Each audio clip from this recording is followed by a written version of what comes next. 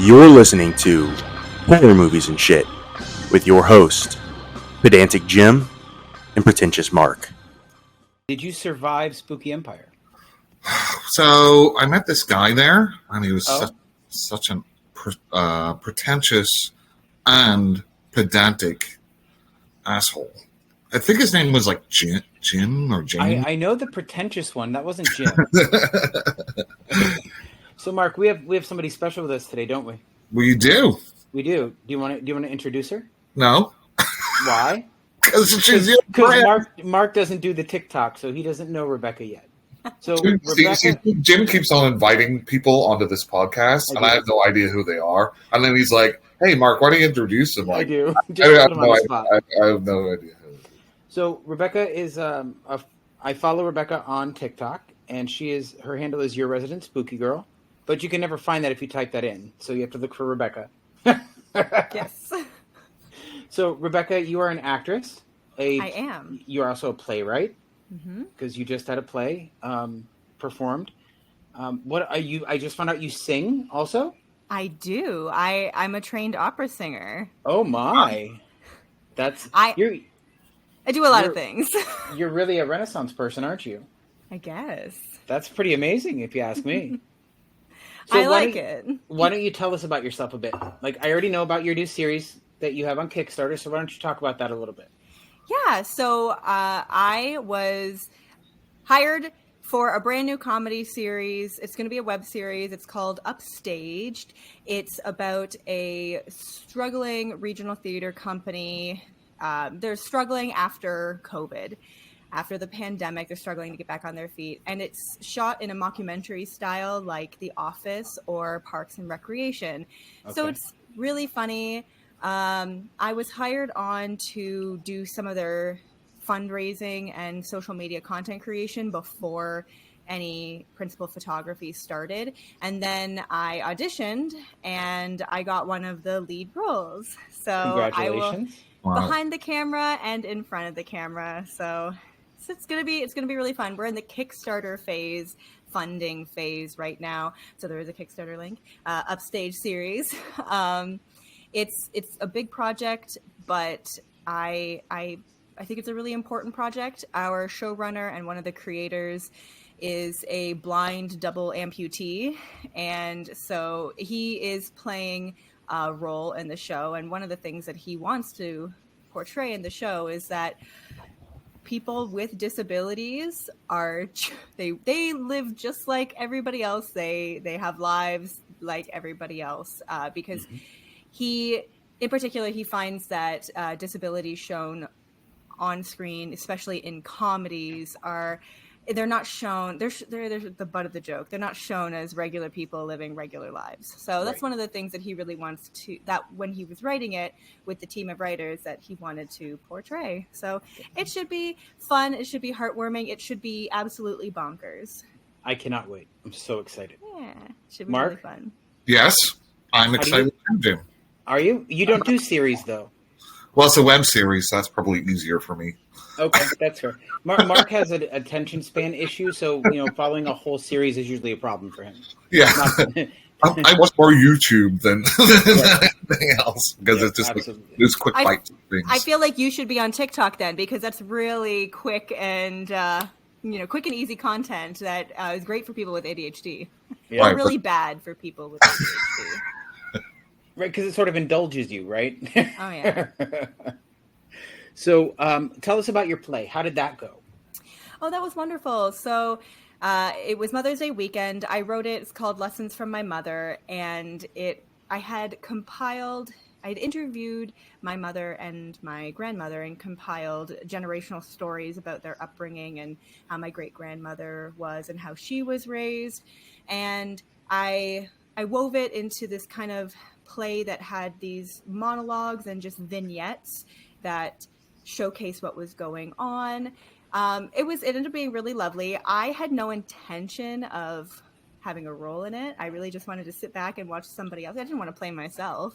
Right. Though, of course, the guy who made Baby Reindeer played himself, and that was a hit. So I guess it's okay. But nobody auditioned for the role of myself, so I had to play it.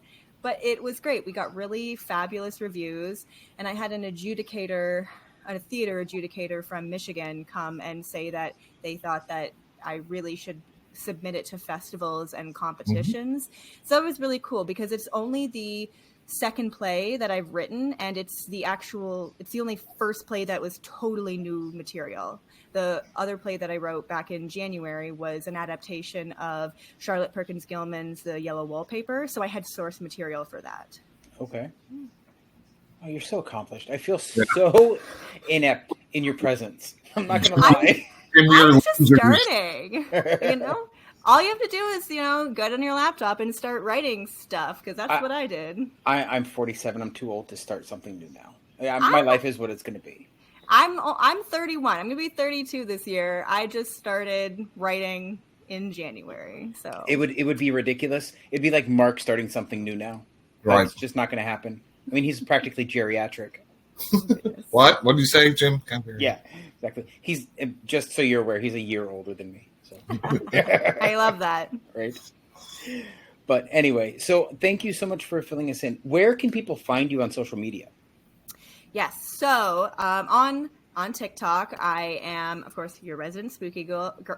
Your resident spooky girl, like you said. My actual handle is Rebecca Attack 16, 1A, like Rebecca Attack, one word. Gotcha. Same thing on Instagram. And I have the same handle on YouTube. However, I have an actual YouTube channel that has my singing and stuff. If anybody's I want to see if she sings, that one you have to type in Rebecca Mickle. You have to type in my full name. And then on Facebook, it's Rebecca Mickle. I've seen your Facebook name. That's quite a name. That's my actual. That's not my I guess I followed you on my regular profile. That's my name. My actual performer page is just my first and last name. I have a question for you about that. Right. So I saw when I got the notification saying that you followed me. I'm like, well, that's weird. Let me just send her a friend request. And all I had was this invite button. What did that do? I don't know. Let's take a little look. I don't think it did anything. Okay, well, it actually did nothing. Oh, fantastic! That's amusing. I'll see. I'll figure it out. We'll figure it out. I was like, follow. Yeah, right. Because it's interesting how the internet works. Because you just popped up there on my timeline. I was like, it's like people you may know, and I was like, this is suspicious. Right. The internet is wild. So, Mark, we had an experience last night, didn't we? What does that mean, Jim? Not that kind of experience, you pig. So, I don't know if you saw, Rebecca, but we met up with our friend Tim King at Spooky Empire last night. Mm-hmm. And there may or may not have been a live that got age restricted last night. I missed that. Yeah, I got a new tattoo. Ooh. Was it the logo? Uh-huh. I saw a picture of that. It's so cool. Yeah. It was great. Mark loves it. He was so excited to pay for it. Well, I paid for some of it because it's funny now that Jim has an avatar of me on his body for the rest of his life. Right. I love that. It's great, but apparently it's not that uncommon. I've had a few other podcasters reach out and go, I'm not the only one with my logo on my body. That's okay. You're allowed to, just put yourself all over your body and just hype yourself up like that. It's all right. Exactly. It's not on my calf. At all. It's on my calf. So who's going to even see it? It's the back of my calf. So unless you're staring down at my leg, who's going to know? Well, that's why you should have had it on your forehead. I'm not doing it on my forehead, Mark. I was waiting for good. I was waiting for him to pass out because we were going to get a penis tattooed on his forehead, but he didn't pass out. No. So Rebecca, you do a lot of spooky content, and by spooky I mean horror movies, because we're in a movie group together too. We are. And your review was much more in depth than mine was this week. Yeah. Well, I always try to put a little extra information about my thoughts on movies when I do reviews, because you see a lot of people were like, oh, I watched this movie. This is the synopsis. and that's it. Yeah. And I want to write a little bit more, and I write out stuff. I write out little I do scripts. too. I go a little off script, but if you watch my videos and you see one that's a little erratic, that's one where I didn't have a script, where I was saying whatever I wanted, and those are usually the unhinged videos. I love your unhinged videos. Oh, they're so much fun. When the inner monologue takes over. Right. And Mark, you remember Veronica, right? Our buddy we talked to about extreme horror. So Rebecca went live the other day, and she was asparagus hunting because in Canada it grows wild. Oh. And it got really dark. Like, it started getting dark as she was out walking. And Rebecca was fine, but Veronica was panicking hardcore. Like, she was making everybody nervous. She was making me nervous. She's like, don't look behind you. And I was like, right. What's behind me?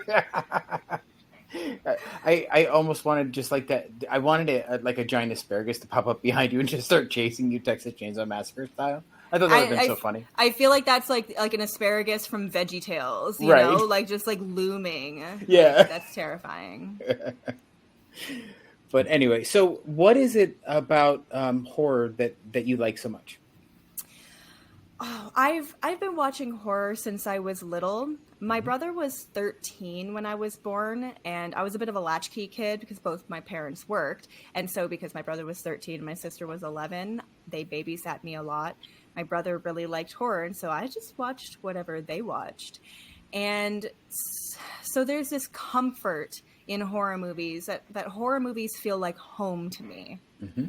They feel like family. They're comforting, which is such a wild thing because they're, people getting hacked up and stalked in the woods. Yeah. But they feel nostalgic and like they feel like family to me. Right. That's awesome. Mark, what about you? What got you twisted? So, sometimes I ask myself as far as like, why do I love horror movies? I never really found a good answer for it. I don't even know. Right, because you started watching horror movies because you were just going behind your parents' back and walking to the store, right? No. No. We won't bring up your childhood again. So no, we won't. No, I don't know. I think there was a kind of the trifecta of movies that I saw whenever I was growing up. Jaws, Poltergeist, and I was too young to watch it. my mom rented it for me. Maybe she thought it was Teen Wolf or something, and it was American Werewolf in London. Right. And those are like the three pillars of kind of my love for horror. So it's just went from that, and obviously growing up in the 80s. That's that's just the best decade for horror. It was a different time in the 80s. Like the things that parents would let you watch, so much different. Like this was so, and Mark knows this story, but when I was a kid, my mother and my grandmother made a bet because my grandmother fostered a lot of kids, right? So she had a kid she was roughly a year younger than me. So they made a bet as to which one of us could get through this movie, which I don't know if you recognize. That's The Exorcist. Yeah. So we sat there and we were both determined to not scream or not stop watching the movie. So there was one point though where she threw up the pea soup and we just looked at each other. We screamed our heads off. It was great. I love that. But nowadays you don't see that too much because parents are afraid of things. A lot of things. It's funny. When I was little, my parents, they let me watch a lot of stuff that I probably shouldn't have watched. But this is the funniest thing. I wasn't allowed to watch Touched by an Angel. Okay? Now. Okay. My dad was a pastor. And so he was totally A-okay with me watching horror movies and awful, horrific things. I was allowed to read Harry Potter. I was allowed to do all that. However, Touched by an Angel was not biblically correct. And so, and it passed itself off kind of like it was supposed to be biblically correct. Yeah. And my dad was like, I just don't want her to get confused. So I was allowed to watch people get eaten alive and hacked up and anything like that. I was allowed witchcraft. I was allowed all of that. But they didn't want me to get confused by Touched by an Angel. So how did they feel about too far? How did they feel about Highway to Heaven then? I never watched that, so I wouldn't know. I have to ask my dad. Well, you're younger than Jim, so Yeah, a little bit, just a little bit. So, what is your favorite horror movie, Rebecca? My favorite horror movie of all time is Jaws. Okay. Sorry, go ahead. No, go ahead. I have always loved sharks. I've always been obsessed with them since I was little. I wanted to be a marine biologist. I was just obsessed with sharks. And so my mom bought me books on like adult books on sharks that had pictures of shark bites and like flesh everywhere. And I was like, wow, this is so cool. And because we watched horror movies in my household, it made sense for me to just fall in love with shark movies. So, Rebecca, are you in Canada, as I think Jim said? I am, yes. So, myself and Jim live in Florida, which is Shark Central. Mm-hmm. So, I'm actually from the UK, and so Jaws is like my number 2 favorite scary movie. Hey, Mark, one sec. I just want it noted. 15 minutes before you brought that up. Go ahead. Oh, yep. Sure. But the point is that love Jaws made me terrified of sharks. But I was never in a place where I was going to ever see a shark or be in the water with a shark. But now I do. We grew up. Well, I grew up vacationing in like Fort Myers, Florida. So we went every year, and I was never scared to get in the water. But I felt on Fort Myers Beach, it's very like sandbar-y, so nothing ever comes up. But this past October, I went to Marco Island, and it gets deep. Oh my goodness. It looks kind of like Fort Myers Beach, but of course, Hurricane Ian, we couldn't go back there. So I was like, oh, the beach looks like Fort Myers Beach. It'll be fun. It'll be nice. And you're out, and then all of a sudden, it drops off, and it's deep. And I was like, oh, I'm going to get eaten. Just to let you know, Rebecca, great white sharks in Florida 10-footer pings off Fort Myers Beach. So we have a 23-footer 17-footer that pings off of Port Canaveral all the time. Her name is Catherine. I would love to see a great white shark. Like I said, I wanted to be a marine biologist, but when I was in high school, I had a moral stance with dissecting things in biology. I was a little shit. So I couldn't go to school to be a marine biologist because You wouldn't cut anything up. No, I was on my little high horse. I was like, send me in the hall, do what you want. I was awful. I got great grades, but I was like, I do what I want. So I couldn't be a marine biologist. But I thought, well, if I become an actor, then I can act in a shark movie, and then I can swim with sharks. And it's the same thing. That is what my brain came up with. Okay. I mean, that's where Debbie Gibson did it. Yes, I mean, like, I could do it. Totally. It's not going to happen. I have faith in you. If you can write your own plays, I have full faith that you'll land the perfect marine biologist role. See, the thing is now, though, you won't even swim with sharks. It will be CGI. CGI. True. Yes. However, they put you maybe in the ocean, I don't know, and I'll be in a cage. Maybe I'll just be like, I'll demand that I do research, that they let me swim with sharks for research purposes so I can give really great performances. You know what we should do is we should make you go viral talking about sharks, and then they'll put you on Shark Week. I would literally, dream come true. I would cry. Right. I would sob if I got to see all the sharks. And I'm scuba certified. I can scuba dive with sharks. I'm allowed to. I mean, they did it with Dickie. Like, he had no qualifications at all. He just built a decoy, and now he's a staple on it for 10 years. It's true. That's the dream. Mark, how do you feel about Shark Week? I feel it's a bit exploitative, and it still makes sharks look bad. Really? I don't think that it does. I think that National Geographic does their Shark Month or whatever they call it, and that, I think, makes sharks look bad.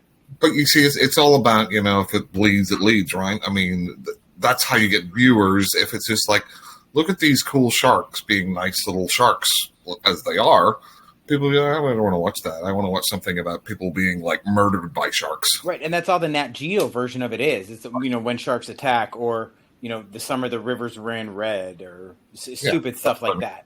But you don't see that so much on Discovery anymore. I don't think. I think it's a lot less sensational than it used to be. I kind of quit watching it because I would be like annoyed by it. TikTok gives you way better content in regards to like people actually swimming with sharks. There's this one TikToker, I cannot remember her name, but she will film like herself redirecting tiger sharks and swimming next to great white sharks, just they're being peaceful. Because as long as sometimes things happen. Like, let's be honest, sometimes things happen. But most of the time, as long as you are just being calm and not thrashing about and you are aware of your surroundings, nothing's going to happen to you. Right. It's the same with any dangerous animal, right? A lion or a tiger or anything like that. I mean, people have them as their pets, but sometimes they kill people. So people are stupid. Mm-hmm. But what can you do? So, Rebecca, what is your favorite genre of movie besides sharks? So I love the when animals attack genre. So, give me Lake Placid, give me Congo. I grew up watching Congo. So good. Oh, and then, Bruce Campbell. It's so funny. I was just talking to my sister about how sometimes when you think about Bruce Campbell, you think about Evil Dead. And if you say, oh, Bruce Campbell was in Congo, you're like, what? No, he wasn't. You're like, no, he was like the X that, was there, and then he's the reason they go. And you're like, no way. But that's because most people, when they watched Congo when they were young, you have no idea who Bruce Campbell is. Right. You might not have no idea. And it was the same thing. I'm getting off on a tangent, but it's the same thing with Samuel L. Jackson in Jurassic Park. Oh, yeah. You don't even think that that's Samuel L. Jackson. Or Samuel L. Jackson in The Exorcist 3. What? You have no idea. Yes. How did I miss that? Because they overdubbed his voice and he's only in it for a second. It's the dream sequence when he's in like the hospital type train station thing. I mean, it's sort of the same with Lawrence Fishburne, right? Nobody remembers him from Nightmare on Elm Street 3. That's when he was Larry. Yeah. Absolutely. So we're going to talk today, Rebecca, about When Animals Attack. That's something we haven't covered yet. So I'm excited. Let's go. Mark, you were going to do a brain dump. You threatened to do a brain dump. So what do you have for us today? I ended up not doing a brain dump. Okay. So well, I have lists, so we're fine. But we could just talk about it in just general. I know we kind of talked about it a little bit yesterday. And like, if you really think about it, like when animals attack, really probably started in like the 50s and the 60s, right? And it's usually the sci-fi, like them, and all sorts of atomic-sized insects. After the Cold War or before the Cold War and stuff, but they were just afraid that, oh my God, drop a bomb, and then we're going to get a massive tarantula. Mark's still peddling his idea for a film called Tarantulanche or something like that. Tarantula Avalanche. Yeah. It's going to be like just an avalanche of tarantulas. Tarantulas, yes. Pretty much. That's my nightmare. I mean, you could just go to Australia. They do have a season where everything gets covered in spider webs. Mm-hmm. I could go to Australia and hang out with the crocodiles. I mean, not actually. Like, I'm not scared of the crocodiles. I'm not scared of the sharks. I don't want to be anywhere near the spiders. And the worst thing is that huntsman spiders, they're not bad. They're not venomous. They don't hurt you. And yet, that's the thing that I want to see least in Australia. I'm okay with everything but the snakes. We have them in Florida. Mm-hmm. You do not have huntsman spiders in Florida. Shut your mouth. I had one in my apartment like years ago, and I swear it was like almost the size of a dinner plate. It was on like my sliding glass window. See, this is why I live where the air hurts my face. I've never seen a huntsman in Florida, and I hadn't even thought that, you definitely have black widows there, and you have brown recluse spiders. We don't have that here. The only time you're getting a black widow is if it's in somebody's produce, right? Right. Or sometimes you can get brown recluse spiders that have somehow made it from Michigan, because they have them in Michigan, but they don't really come here. But It's the border that stops them, just so you know. Yeah. Well, exactly. You know, they just really hate Justin Trudeau, so they just turn around. I'm fine with spiders and bugs of most sorts, but do not give me anything with no legs. I can't handle it. Snakes, legs. worms. Ugh.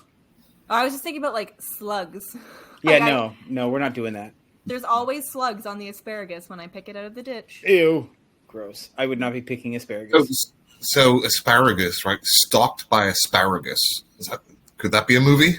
That could be a movie. I want Rebecca to write that. 'Cause Asparagus it could is just be her going out for her walk and hunting asparagus, but then wild all of a sudden one of the stalks becomes ginormous and it just tries to hunt her down for picking its breath away. There was an atomic bomb that went off. Just like And this sentient asparagus that's getting absolutely. revenge. Yep. We'll talk about sentience when we talk about what I've read, because I just bought a new book. I'm so excited about it. It's got a sentient shotgun in it. Oh my goodness. Yeah. It's called Wild. Dad Jokes, and it's about this guy that curses his dad so that anytime he tells a dad joke, he dies. Oh my goodness. Yeah, I can't wait. That's wild. It is. I love bizarre stuff like that. Anyway, Mark, are Yes. we ready to talk about When Animals Attack? we are. Okay. So I do have a few lists so that we can, we have some stuff to go through. Yeah, we'll do the list in 1 second. Yeah, but let's talk about my favorite When Animals Attack movie, because two of them that really wrecked me, and they're from the late 70s, early 80s. The first one is Orca. Mm-hmm. I haven't seen Orca. It's on my list, but I haven't seen it. I know. If Shame we have me. to get paired for that our movie group, because I need you to watch that movie. I will watch it. I You need to. promise. Oh, by the way, sorry, Jim. Can I just add real quick? In every single animal attack movie, I never want the animal to get hurt. I just want them to eat people. Yeah. Oh, absolutely. Well, I that's am like- Betty White in Lake Placid. I'm just like, oh, he's sweet little, he wanted to eat him, that's me. I'm Betty White. I would be like that in every movie except Ben or Willard, because I fucking hate rats. Well, or Anaconda, I guess, right? Yeah, Anaconda, I would just be dead. I would be dead. There's no, I can't do snakes. No. But that's why I love that movie, because it's just, it's fun, and it scares me because hello, giant snake. So, Jim, I have a bone to pick with you, though. So we were at Spooky Empire this weekend, and you made a purchase there. Now, you say you hate anything with no legs. Right. What was your purchase? Claymation doesn't count, Mark. No, what was your purchase? So I bought a bottle opener for my hard cider, and it's the sandworm from Beetlejuice. Ah, It doesn't have any legs. But claymation doesn't count. It's not real. You don't find sandworms out in the wild that look like that. it's true. Maybe in Australia. I don't know. Maybe. If anybody has it, Australia has it for sure. Australia has everything. It does. So anyway, with Orca, there's a scene in it where so it's about an orca that takes revenge on a boat, right? And the scene where it explains the orca's motivation gutted me. Yeah. It's so awful. And for being a movie in the 70s, they did that so well. And it's Richard Harris, isn't it? Right? Right? The original Dumbledore. I mean, how could you not love it? Well, now I have to watch it. You sold me. Yeah, or he was also King Arthur in Camelot. Oh. Or not King Arthur. Yeah, he was King Arthur in the original movie Camelot. He's been in a lot of things. Yeah, he is. He's amazing. The other movie that gutted me was The Prophecy from 1979. I haven't seen that either. I'm so sorry. Well, I mean, that's fair because you're not of an age where you would have seen that as a kid, right? When I was a kid, it was on TV, so fair. Now they don't play it, so I get it. But we usually give people lots of recommendations when they come on. Yeah. I got a pen. I'm going to write it down. Perfect. So Rocky's wife is in this movie, Talia Shire. And it's about, I guess, pollutants that are in the water. Yep. And a bear, there's a scene with a mama bear, where she just wants her dead cub back. And it's so emotionally gut-wrenching to me. but it's a mutated bear. Right, she's mutated because the water supply is tainted. Bears scare me. Then you Scare should watch her? this film. This Y'all is worse can than be the scared of annihilation sharks. scene. Y'all are scared of sharks because there's sharks there, but there's like bears here. I mean, not in my immediate area, but there's bears, and actually bears freak me out. I don't know. If I were you, I'd be more afraid of cows. There's a lot of pastures out your way, right? At least that's I'm the way not- it looked. I'm not letting them fall on me, so I think we're okay. No, I mean, I have a few books I could recommend where you would be scared of cows. If it's cows, I don't want to read it. Okay. Have you Well, there's that, and there's also High Stakes. haven't- STEAKS. I gathered. I haven't heard of that one, but It falls in the same thing. It falls into the same genre. Rebecca, have you seen Grizzly Man, no. the documentary about Timothy Treadwell? I haven't. No. But Do you know about it? I do. I am terrified. Terrified of bears. They freak me out. Well, you can't escape them. I mean, as long as you're nowhere near them. But if like one's after you, you just curl up in a ball and hope. So I think there's different things for different bears. Some you Right. make big, and some then you just go in like a little ball. But like, how are you going to know at that time? Right, exactly. Like, Are should you I doing- shit on myself or should I just scream really loud? Well, I guess it's black bears. You're supposed to be like really big and loud. Grizzly bears, you're supposed to like cover your organs and your face, and then there's nothing you can do about polar bears. Yeah. Well, Well, yeah, I don't think we'll. do you polar bears don't come that far south though? Oh do gosh, they? no. Okay, good. That would make me nervous. Yeah, for sure. And it's mostly because they're all white, and when they kill something, like it's grisly looking. It's rough. It's grizzly looking. Yeah. But Right. Mark, what do you want to talk about? What are your favorite when animals attack Yeah. movies? So I love the genre in Yeah? general. So obviously Jaws, as I was saying, Yeah. one of the biggest impacts on me. But then after Jaws, you got like the Jaws knockoffs, right? Last Shark. Quote unquote knockoffs. Well, no, so we can talk about that separately. But so Alligator Mm-hmm. and Piranha, the original Joe Dante one, Piranha. both written by John Sayles. Yeah. I think are two amazing movies that use the same sort of premise but do it originally, and they have a lot of fun with it. I just watched the remake of Piranha 3D.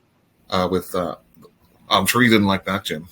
Actually, I did. I thought it was great, Oh, except for the fact that I can't see 3D. So I can't see 3D because of my eyes. But so that's sort of lost on me. But I love Elizabeth Shue in just about everything. So, I just mean there was like naked women in it, Jim. I know. yeah, but they get eaten by piranhas, and then there's like breast implants floating in the water. It's hysterical. And the then wild ride. Yeah, Piranha Double D. I haven't seen Double D yet. I haven't seen that one either. Those But piranhas. it's on Tubi. It's piranhas in like a water park. It's ridiculous. Now that sounds like fun.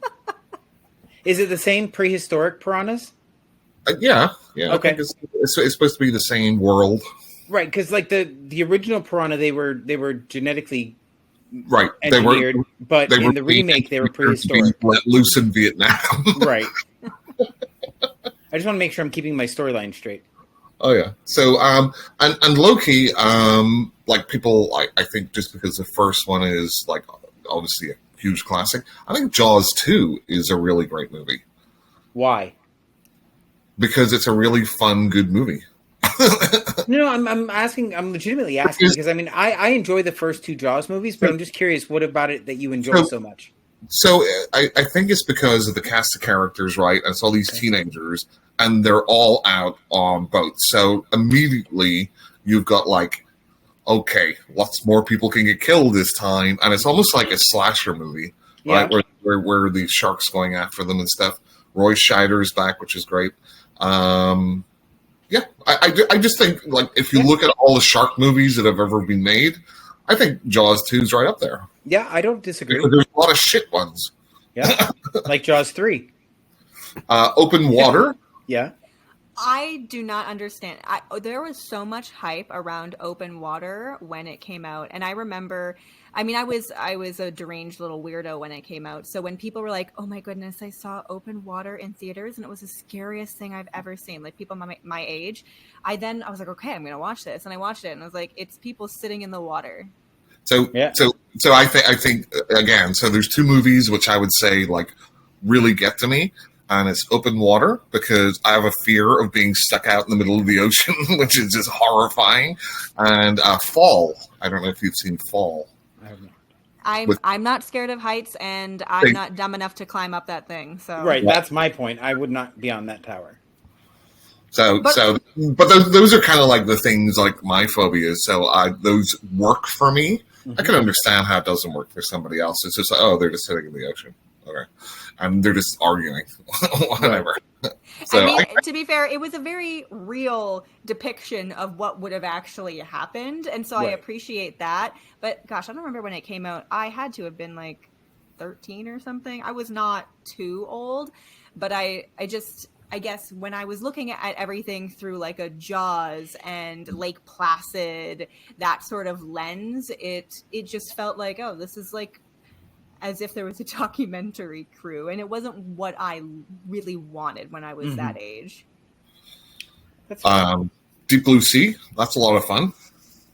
Love Deep Blue Sea, genetically enhanced sharks. It's amazing. Oh gosh, that movie's so funny, and lots of people don't like it, and I'm always shocked because I think it's witty, it's silly, but I think it was well done, and it had a lot of great lines. It was a really solid script. I mean, the best part about that movie is when Samuel L. Jackson's giving his pep talk, right? Oh and yeah, then he's just gone. Yeah. First, we're gonna cover up this pool. Right. Then you look at kind of like sort of insect movies, right? There's a whole bunch of those, right? You can look at Bug from the 1970s, where it's like cicadas, but they come from like underneath the crust of the earth, and there's an earthquake, and they come up and they set fire to everything. Oh, nice. They Nest, which is a killer cockroach movie from the 80s. Ew. So that one's really good too, except I think they kill a dog in it. Not a real dog. Not a real dog. Okay. Lots of killer cockroaches. Arachnophobia. Classic. Never seen it. Spiders. No. I haven't seen that one. From the probably the 90s. Okay. Big Ass Spider, which is a lot of fun. Yeah. And then I'll just think of stuff later. I don't know. That's my brain dump right now. Eight-Legged Freaks. Yeah. Eight-Legged Freaks, yes, that's fun too. That's such Never a fun seen one. Oh gosh, I mean, it's just silly fun. But actually, I really enjoyed Infested, which just came out. Oh no. Oh no. So my only problem with it, like I thought it was an interesting movie, but the panic level is so high through so much of the movie, it just lost it for me. That's fair enough. So that's the French one, right? Yes. Yeah. I hated that. Oh. No. I hated it. What did you hate? Okay. So I think sometimes, like, whenever you get like a modern French movie or something, you're like, okay, well, it's still going to be like a spider movie, but it's probably going to be, you know, more highbrow or better done. And really, if this was like an American movie, it would be like an asylum movie. Right. There is some good shots in it, but they just kind of make shit up as they go along. I'm like, okay, so now if you turn the light on, they don't attack you, and like that doesn't make any sense. Oh, they start growing like 10 times their size every 2 seconds. And can somebody tell me what the timeline in that movie is? Because you go from having like one spider, and then it's a day, and then you have a billion spiders. Well, they reproduce pretty dramatically. Like No, the first spider leaves behind the first egg sac. Apartment block up in like a day. Yeah. One spider. Like, no. And then the cops, they're like, oh, let us out. They're like, no. Like, why would you not let them out? Right. Like, it could that's be on stupid. them. I don't know. I didn't say it was logical. Right. And that's Here's my problem, though. I think tonally it was trying to be serious, Fair right? enough. And then then you just have like random, like, oh, this is good for the plot. Like the whole light thing. It's like, okay, well, we want to put them going through this nest or these webs of spiders, but obviously they get killed right away. So, okay, we'll make up. Oh, it's the light thing now. And then at the very end, there's that big spider, and they're in a car. They're literally in a car, and they could just run it over. Right. I But they did don't. wonder why they didn't do that. Like, the guy got out. The guy got out, and he's looking Open at the door. Yeah. Like, give me a break. And like I said, if it was more campy, like overall, I think I would have been fine with it. But because they tried to make it like serious, then mix the tones for me. Who's being pedantic now? It's not me. That's just my point of view, Jim. Yeah, you're being a pedant. No. If you have a tonally weird movie, it can ruin it for you. Yeah, And absolutely. I agree. you're almost like it should either be played straight or it should either be like goofy comedy. Like, Which one was that, Rebecca? That was Snickers. Oh, okay. I love Rebecca's cats, Mark. I'm sorry. that's okay. Cats are cool. So, Rebecca, what are your favorite Animal Attack movies? So, Jaws, Yep. 100% all-time favorite. Deep Blue Sea, obvi. The Reef. The Reef yep. was so... Great. I enjoyed it because, number one, based loosely on a true story, and it has that same sort of I'm stuck out in the ocean and I've been left behind and there's nothing we can do except swim toward shore, except it gave me what open water didn't, and Right. that's the actual like shark chase, Right. So I really enjoy that. Have you seen the Reef 2? Sorry? Have you seen the Reef 2? No. There's a sequel where it's two women out in kayaks, and there's a great white shark following them. But it's not as good as the first one. I feel like I've seen clips of that on Yeah, TikTok. it's not as good as the first one. Other than that, I think The Shallows was another modern shark movie that was decent. Jim hates me right now. No. But honestly, I'm being honest though. You can put a shark in a movie and I'm pretty happy. It doesn't need to be a masterpiece. I'm pretty content. So, have you like stalked my TikTok profile at all? Yes. So, I have a movie that I think you should watch where the shark doesn't save it. Okay. I think you need to watch Doll Shark. Okay, I remember you talking about that. The best part of that movie is the demonic shark, but like the rest of it is just terrible. And there's a billion like shitty like asylum shark movies out there. Five-Headed Atomic Shark Attack was probably it's my like favorite shitty movie. Okay, I found one. So I was at Fan Expo in Toronto many moons ago, and I was in the horror section, and there was this guy, he had at the table, and he had this movie called Raiders of the Lost Shark. Yep. And I was like, what is this? And he's like, I made this movie. I directed it. And these two people were in it. And I was like, okay, how much? He's like, $10, I'll sign it. And I was like, great.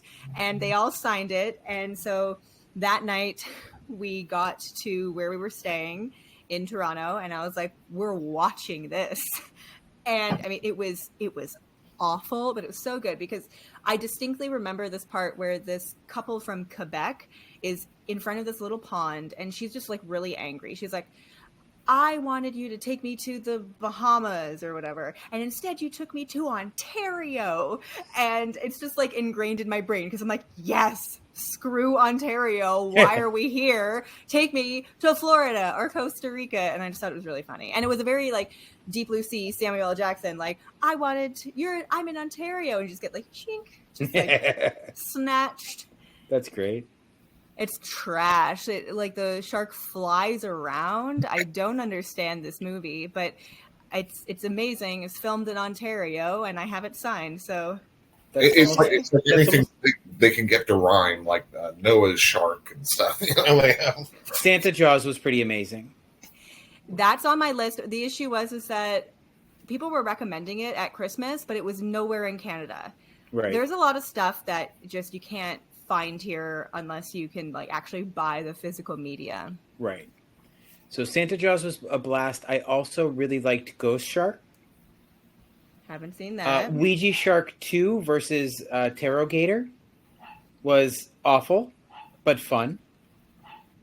Sounds amazing. It's exactly what you think. The devil controls a shark, a ghost shark, with a Ouija board. And there's oh my god, it's That old chestnut, Jim. yeah, it's so awful in the best ways possible. Like, the acting is terrible, the characters are terrible, but it's just so much fun. I've always thought I want to work really hard at acting. I'm going to be a good actor. But then I watch these movies that do so well, like Velocipaster, and it's just, they're trash. The acting is horrible, but they become these cult classics. And I'm just sitting there like, I didn't even have to go to school. I didn't have to do this. I just had to find somebody who was like, sure, yeah, come Right. do this for free. And then I would have been great and famous. Well, it's like The Room, right? Tommy Wiseau.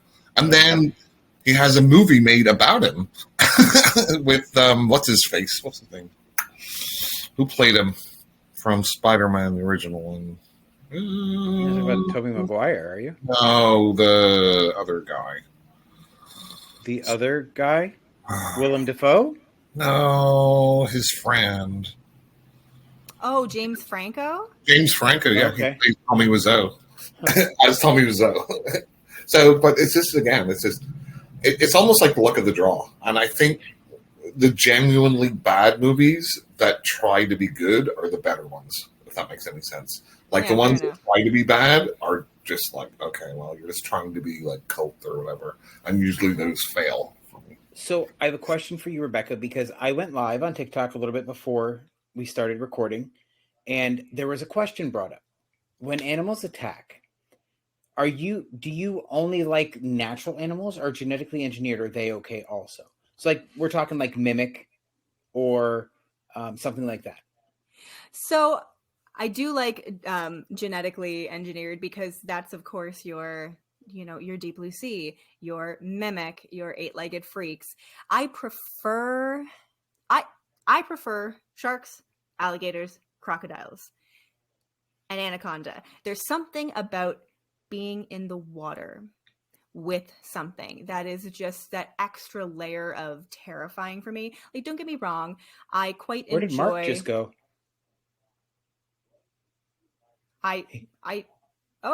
He's just gone. Apparently. That's okay. Bye. Let's continue. Mark was like, I hate her. I gotta go. I hate what she likes. Right. Bye, Rebecca. We hate her. Right.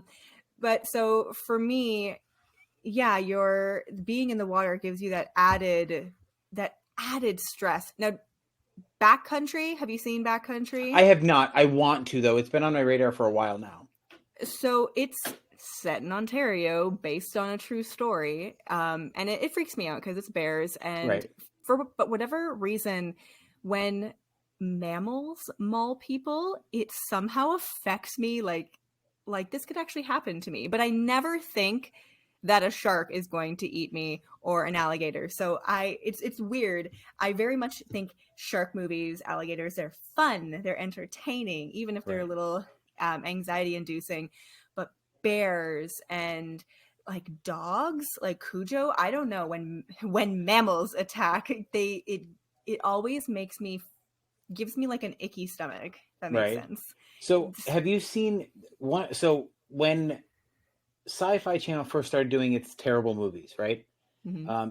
The first sci-fi original film was a masterpiece, in my opinion, and it's called Frankenfish. I remember that. Like, I absolutely adore that film. I just don't know if it holds up because I've never been able to watch it off of the Sci-Fi Channel. So it's been several years since I've actually gotten to see it, because they got away from doing those types of movies. And I haven't been able to see it again, but I want to watch that again because that was a lot of fun. Yeah, I barely remember it, but I remember watching it. I guess that's the next thing I have to watch. Mark lost power. Oh, goodness. Sorry, Mark. I'm going to just tell him that we'll keep talking until he comes back. Okay. If he comes back tonight. I mean, this is Florida. When the power goes out, it's usually out for like 3 hours. You know what? That's the same thing here. The grid is very old in Yeah. my area. So if it goes out, and you're just kind of screwed. Yeah. Especially Exactly. because it's like county. I feel like nobody actually cares about people who live out in the county. Right. And my area is very urban and not what the heck was that? It's not a very prosperous neighborhood, for lack of a better term. So when our power goes out, it's okay, we'll get to it when we can get to it. That's disappointing. Yeah. But that's okay. It is what it is, right? You can't win them all. So anyway, where were we? Oh, Zombieverse. How do you feel about revived animals? I've never seen Zombievers. I feel like I have to. I mean, I'm Canadian. That would just make sense. I guess like would Pet Cemetery kind of fall into that? I mean, it would, but Church never really attacks anybody. He just kind of hisses at everybody. Yeah, I guess. So I don't know if that really would be when animal attacks, because it's the kid that kills people. Yeah. No, fair enough. I'm trying to think of other like reanimated animals. So like the zoo was, or there's Zombies, Zoombies. I haven't seen that either. I need to like brush up on my campy horror movies. Apparently, I'm just trying to watch too serious ones. I didn't realize. So I just watched Piranha 3D today, and I did not realize that there is a dick eating scene in that movie. Oh yes, I noticed. Mm-hmm. I saw that, and then they puke up the dick too, and that was. Whew. So it wasn't just about boobies. Mark, I know you're not here to hear this, but it's not just about boobies. But anyway. So I do have a list of movies we can talk about if you want, but like some of these I haven't seen. Like I haven't seen Blackwater yet, but I hear it's supposed to be good. I haven't seen Blackwater either. So it's essentially a saltwater crocodile versus a boat full of people. So just like Rogue? Kinda, yeah, essentially. Because that's the first thing I thought of too when somebody mentioned it to me. Then of course you have the classic The Birds. Oh, I love The Birds. I remember being very young watching The Birds and just being obsessed with it. Mm-hmm. Which again, it's funny because when people talk about Alfred Hitchcock, The Birds often comes up as one of the movies that they hate the most. Right. But I enjoyed it because birds can be freaky. And then also when you're young, things are spookier than when you're older. Well, plus Mark doesn't believe birds are real, so I think that movie really would have freaked him out. Oh, one of those like birds are drones. Yeah, my niece is like that too. Like I believe that fish are aliens. I don't think that they're from this earth because they're just so weird looking. Well, that's okay. Biscuit, my cat Biscuit, she's a skinwalker. So really? Oh wow. Oh no, she's freaky. She's adorable, but sometimes she just like stares at you from other rooms, and she meows like.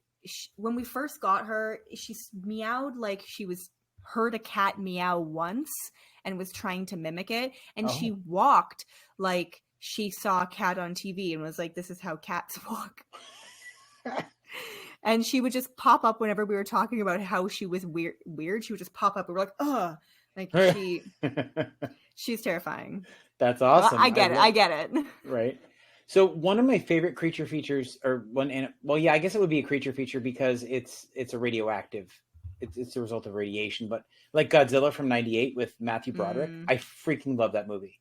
And I know P. Diddy is supposed to be hated right now, but that song "Come With Me" was fantastic. It's a good movie, and it's funny that you talk about Godzilla. I just watched the new one, the Godzilla X Kong. And I for a movie that has Godzilla in the name, we focus too much on King Kong. Give me more Godzilla. You are the second person today I've heard talk about that movie. I haven't seen it yet. It's it was fun because I don't need there to be a lot of plot in a monster movie because as long as the monster fighting monster scenes are cool, I'm happy. Who needs plot? Right, because both of those movies are kaiju movies, and those are the things that should be central. Like the humans in those movies are just side characters. Nobody gives a shit. So, no, exactly. have you seen Colossal I haven't. with Anne Hathaway? That's a great kaiju movie if you haven't seen it yet. Great movie. I have to add that. I've got a little list going. Right? Let's see. We already talked about Deep Blue Sea, and we talked about Anaconda, which we love. What about The Relic? I Would you haven't consider- seen The Relic. So I have a huge problem with The Relic now. Like, I always loved the movie until I read the book. Okay, I haven't read the book either. They wrote out the main character in the book in the movie. Oh, Yeah, I was like, this is not right. This is so not right. is there a But- reason? I don't know. Like, they've been trying. So the people that wrote it it's Douglas Preston and Lincoln Childs, right? Wrote The Relic. Oh, he got his power back. Mark, just in time. I Hello. What? didn't get my power back. I didn't get my power back. You So just how sound are like your you data here? on I'm your using- phone. I'm using my phone as a hotspot thing. Whatever. Ah. Jim, you'd know all about this being an IT. Yeah, of course I do know about tethering to your phone. I'm well aware of that how you do that. Yes. So we were just talking about Relic, Mark. Good. Oh, What? love Relic. Yeah, but So, I mean, how I have that's slightly.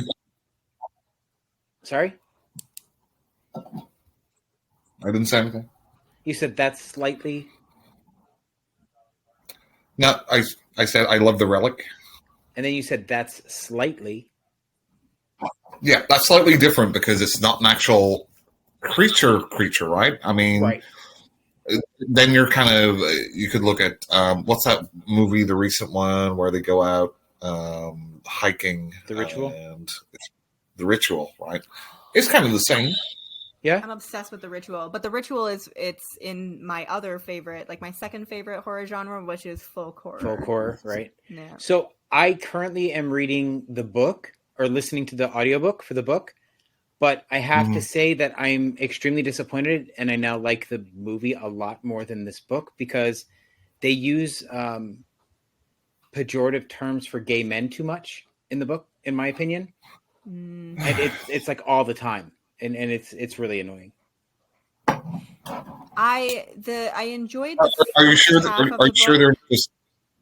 Sorry, Jim. Are you sure they're not just asking each other for a cigarette? Yes, because it's the part in the book where the death metal band is about to sacrifice the lone survivor. He keeps calling him a faggot. So yes, I'm pretty sure they're not talking about cigarettes. That's a food, Jim. I'm sorry, what?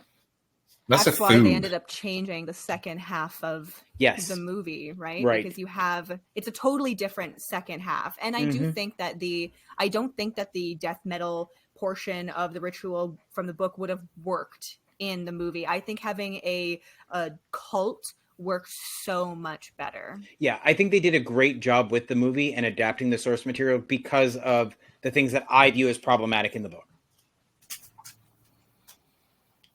Mark?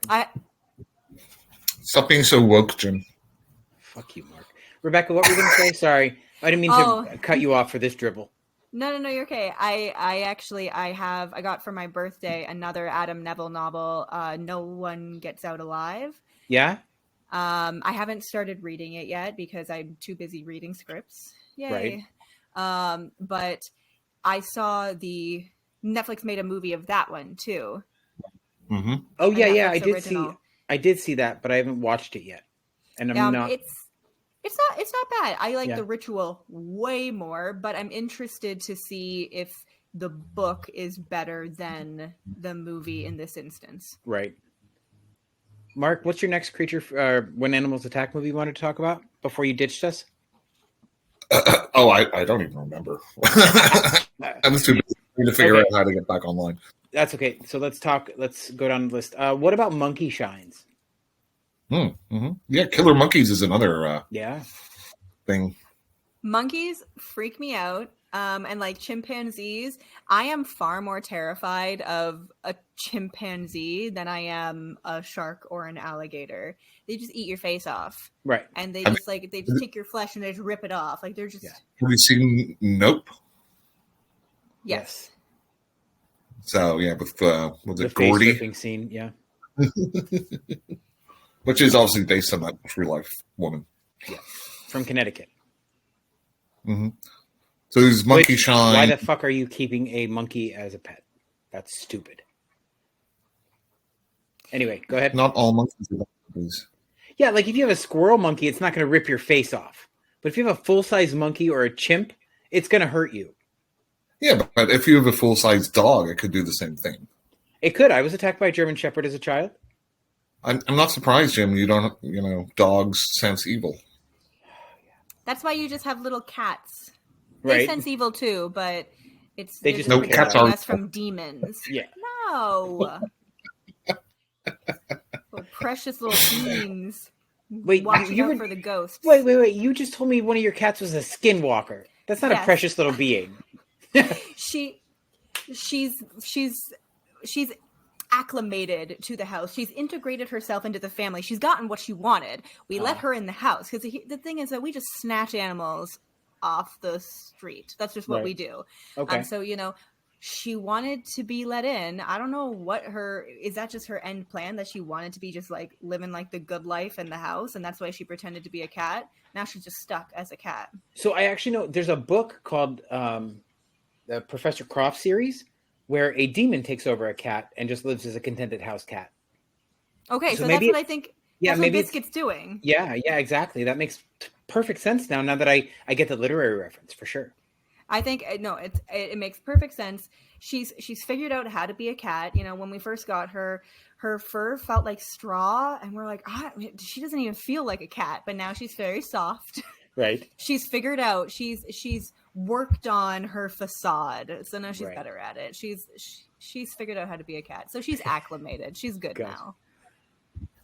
She's not going to save you from a little troll like in Cat's Eye, though. I don't know. Which one of your I mean- cats would save your life, do you think? Oh gosh. Biscuit. Biscuit is the Yeah. only fearless one. When we had the floors being done, Snickers is our eldest, and he's a little scaredy cat. So usually they all take, they take cues from him.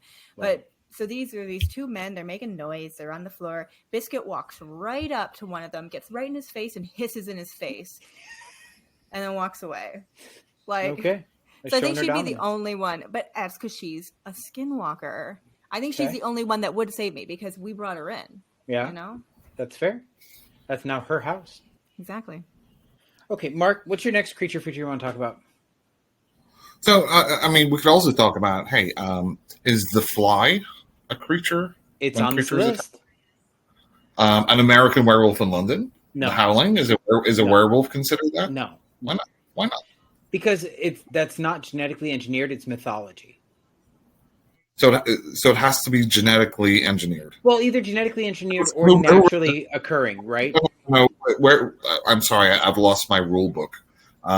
So why is that a thing?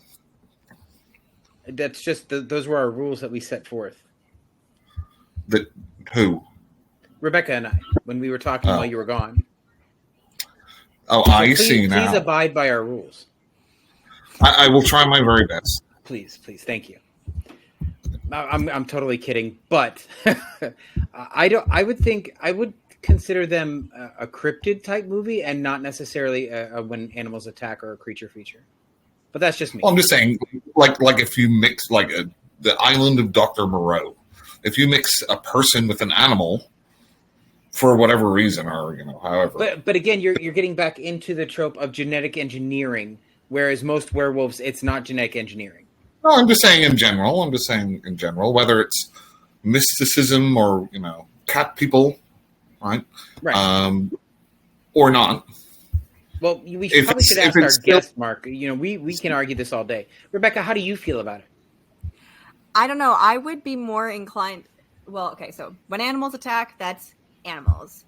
Right. Creature features. Is it a creature feature when you add a person into it? Is my question. Mimic is a creature feature because it is a genetically engineered insect, right? But is the fly a creature feature because it's a person? Right. Jeff Goldblum. Is He's that initially a a creature feature? person. Initially a person. that changes into a fly. So I don't know. I guess that if Google says that the fly is a creature feature, then I would say that. Well, IMDb does. Fair enough. Well, is that just somebody's list on IMDb then?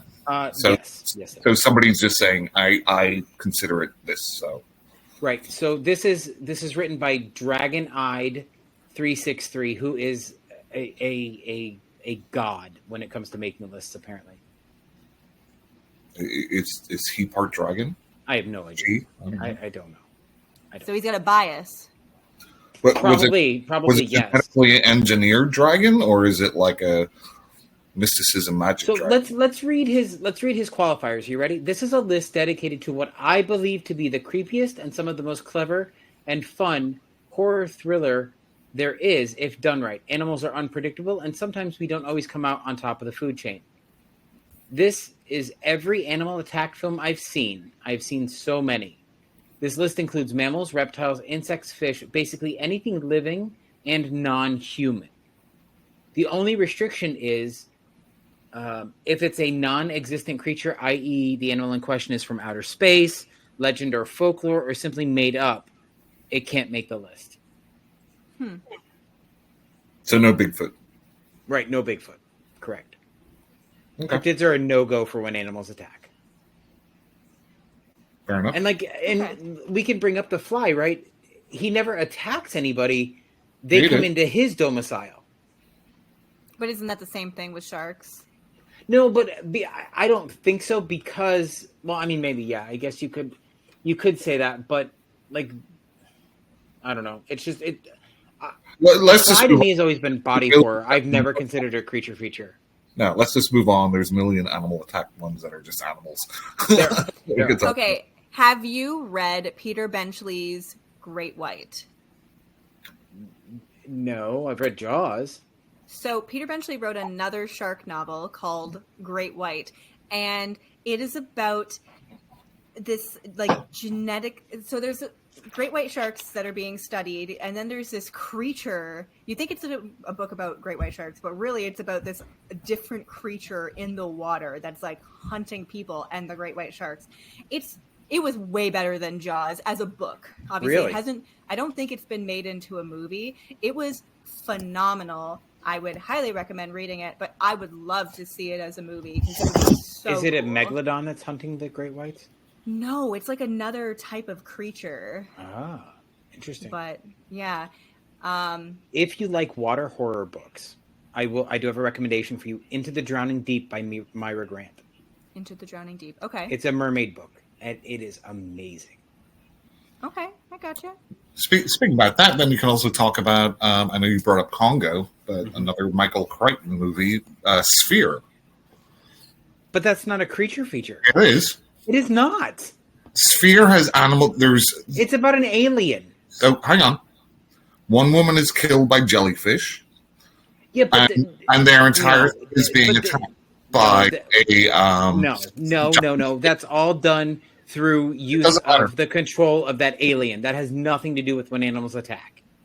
So, is there animals in that movie, Jim? Yes. Do they attack anybody? No.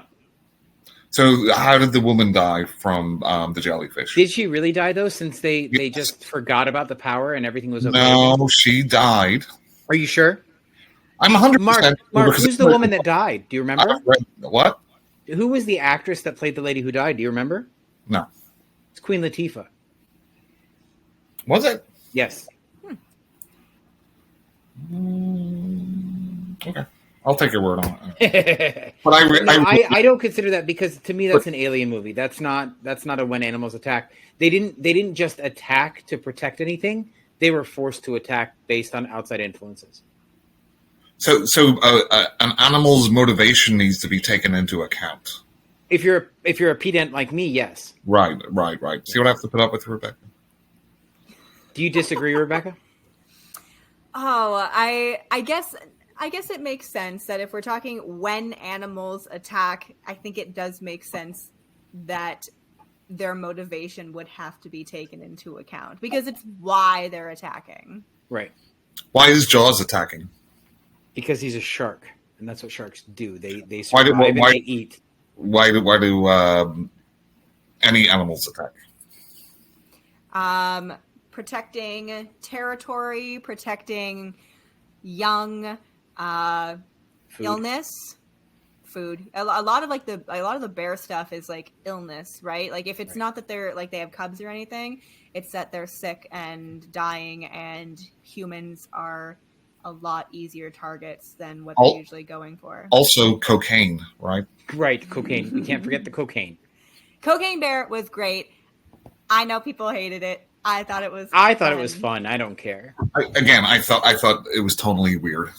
I do want to see. Asylum is supposed to be producing Meth Gator, and I need to see that movie. Well, I mean, that's just every day here in Florida. It is. It really is. Anyway, what's on your list? Okay, hang on. Let me switch tabs here. Where are we? Talked about that. So I've not heard of this, but Mark, you might. And this is probably something I should see because I don't like rats. Mulberry Street. Never heard of that.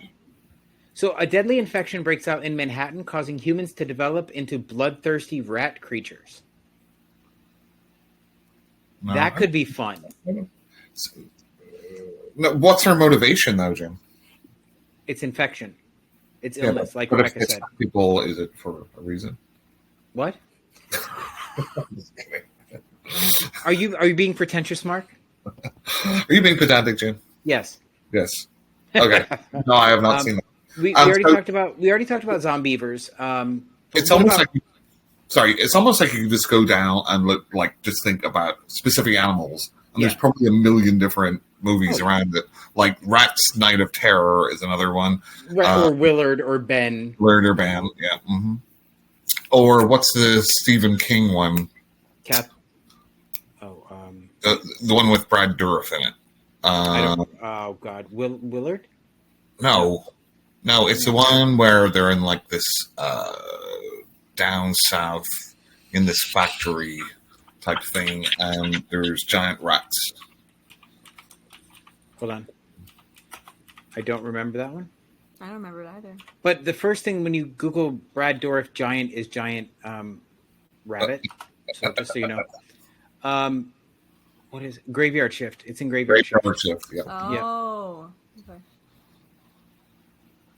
And then like I don't remember that segment. it's just like you just think of rats and then bats with Lou what's his Diamond name? Phillips. Lou Diamond Phillips, yeah. Yep. Cats. You haven't seen Bats, have you? I haven't I've seen seen that. bats. It's so much cheesy fun. It's great.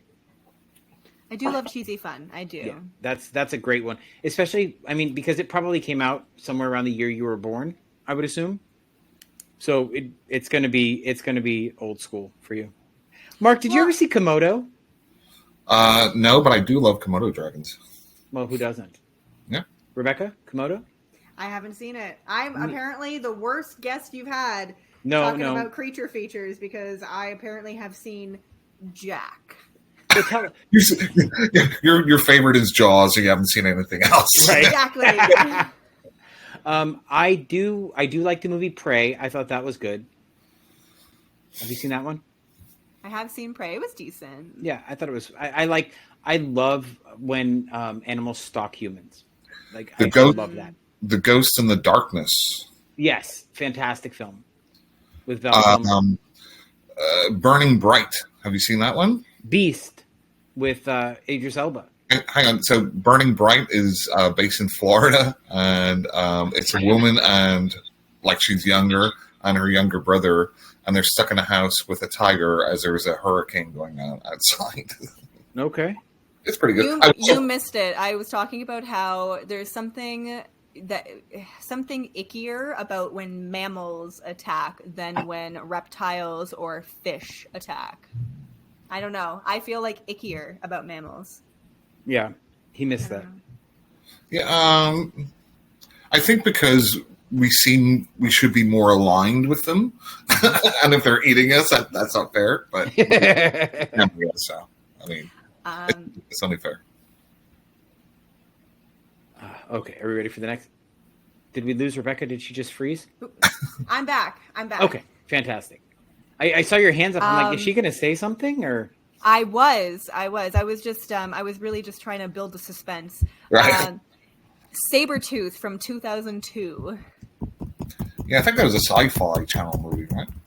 Right. I think it was. I have it on VHS. I remember absolutely loving it, which just goes back on the I don't like mammal ones. The lie detector test showed that was a lie.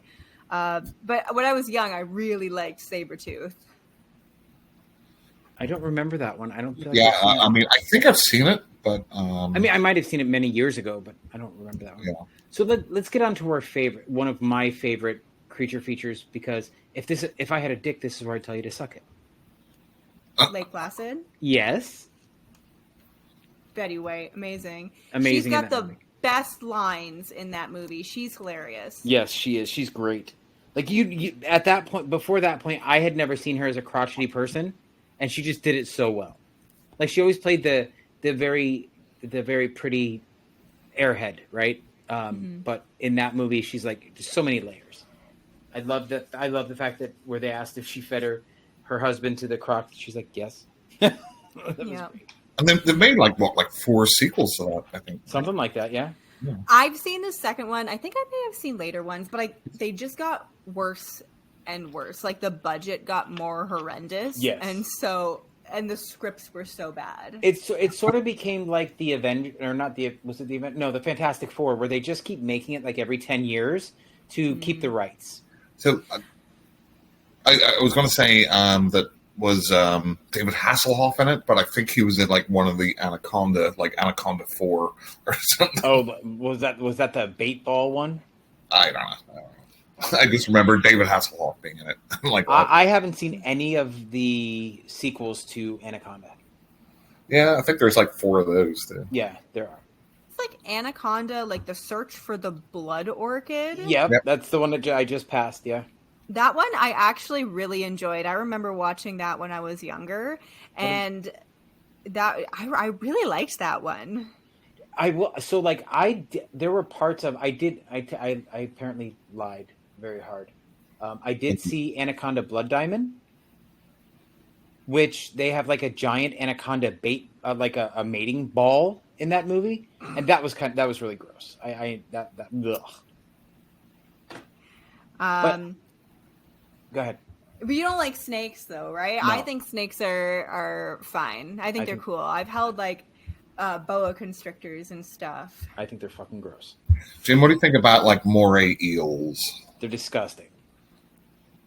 So my wife hates snakes too, but she particularly hates sea snakes. Yeah, you run into those a lot shrimping, and it's fucking gross because you bring up your shrimping net, and they're like going through all of the fabric. Ugh, ah! We have here we have Like I don't water want to have my snakes feet on the here floor in the lake. This is making me nervous. Just sit crisscross applesauce. Yeah, right. Like I can't. do. I have a tattoo. Oh, fair enough. We have water snakes here in the lake, and so I was just paddleboarding the other day, and I was like, I saw one, and I was like, oh, like you really just want to make sure that you got your legs up there, because they're mean. Though most of the snakes that we have here, aside from we have like Massasauga rattlers, most of them are fine, but they're still. I can get it. They can be creepy. I saw there was a 7-foot black racer here on my porch, and I had to call into work because I couldn't leave my house. I guess snakes here in Canada are not the same as snakes in Florida. But black racers are totally harmless. Yeah, they're totally harmless. They won't hurt you, but I could not walk Are outside they my bigger? front door. That thing was enormous. Like it was like 37 feet long. Like I thought I was looking at an anaconda on my porch. Oh, snakes on a plane. There you go. And then What snakes on a train. And what about the sharks on a plane? Sharks on a plane? There's sharks on a plane? No Way Up. My tagline for that movie is, I'm tired of these motherfucking sharks on this motherfucking plane. Right. I haven't been able to see that yet because it was not streaming anywhere here in Canada. Apparently the Canadian problem. Well, it's because you don't really have to deal with sharks too much, right? I guess. Well, there's sharks. Like if you go out into like, Vancouver, like out that way, when you're on the ocean, there are sharks. There's great whites. Yeah, I was going to say, and I would also imagine you probably still have bull sharks in the rivers there, right? Because they can live in Nowhere salt near water. here. It would be too cold up there, I think. You think? It's the thing is it freezes. So we've got like we're on the Great Lakes here. They freeze. Sharks, gators, none of them can actually stay here because, I mean, maybe gators if they do that thing where they like put their face. Right. Yeah, they go into above. hyperstasis. But even then, like you're not finding any of that here. If there's a gator here, it's because somebody had one and let it out. Like Just like New York they in the don't sewers. come here. Yep. That's fair. Mark, you ready for Crawl. Yep, I go love ahead. that movie. I love that movie. I realized today that I'm a big Alexandra Aja fan. Like, I looked up his work, and I love most of his movies. There's Crawl and there's Bait. Have you seen Bait? Didn't you was just talk the- about Bait? I sure did. Because this time last year, I made a video talking about Bait, but I have beef with Bait, and it is this. There's a couple things. Number one, you're all in this crisis situation, and you're all calling everybody horrible names. Like, why are you still bullying people? We're trying to fight for our lives. We're not bullying people anymore. Come on. I was just like, okay. But then there was a scene where the guy is like, you know, he's walking underwater with the hose, and he's got to take the hose out of his mouth for a second so that he can, I don't remember what he was doing. He can do something. But then the one guy up top with the hose is like, oh, he felt slack, and he just yanks it back. Like, what? Where's the common sense for the people in this movie? I need a little bit of common sense. Now, Tiny bit. now remember, we live in Florida, so that's just normal Yeah, behavior. right. That's just normal. But Bait wasn't set in Florida, was it? No, it's Australian. It's Yeah, where that's it's what- like a flooded shopping mall. And they're all convicts, so, you know, there's no common sense. I mean, I guess, but then you got the people you got the people in the parking garage, and they're just, oh gosh, everybody was just awful and stupid. But I'm glad that the dog lived. Yeah. I'm always just happy if the dog lives. I'm sorry, I should have said Bait 3D because it was in 3D. Was it in 3D? I didn't see it in 3D. Yeah, that was like in that small craze after Avatar. Yeah, I can't see 3D, so I don't ever watch movies in 3D. They give me headaches. I remember seeing Avatar, and it was packed, and I had to see it in like the very front row of the theater. So the screen is right in front of my face. And so you can't turn in 3D. You can't turn to look at the screen because it screws everything up. So I was just sitting there staring straight on, just moving my eyes, and it was an awful experience. Hard I'm pass. gonna age myself really bad right now. Mark, you want to Yeah. guess what the last thing I saw in 3D was? Jaws 3D. No, Captain EO at Disney World. Oh.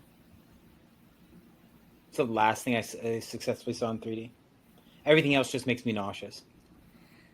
I'm not I'm- great I'm at fine. 3D or like I'm not. I have like motion sickness, and the 3D is part of that. Yeah. So I struggle with most found footage horror Mhm. movies, and I can't even play video games unless the camera angle is like bird's eye view or Okay.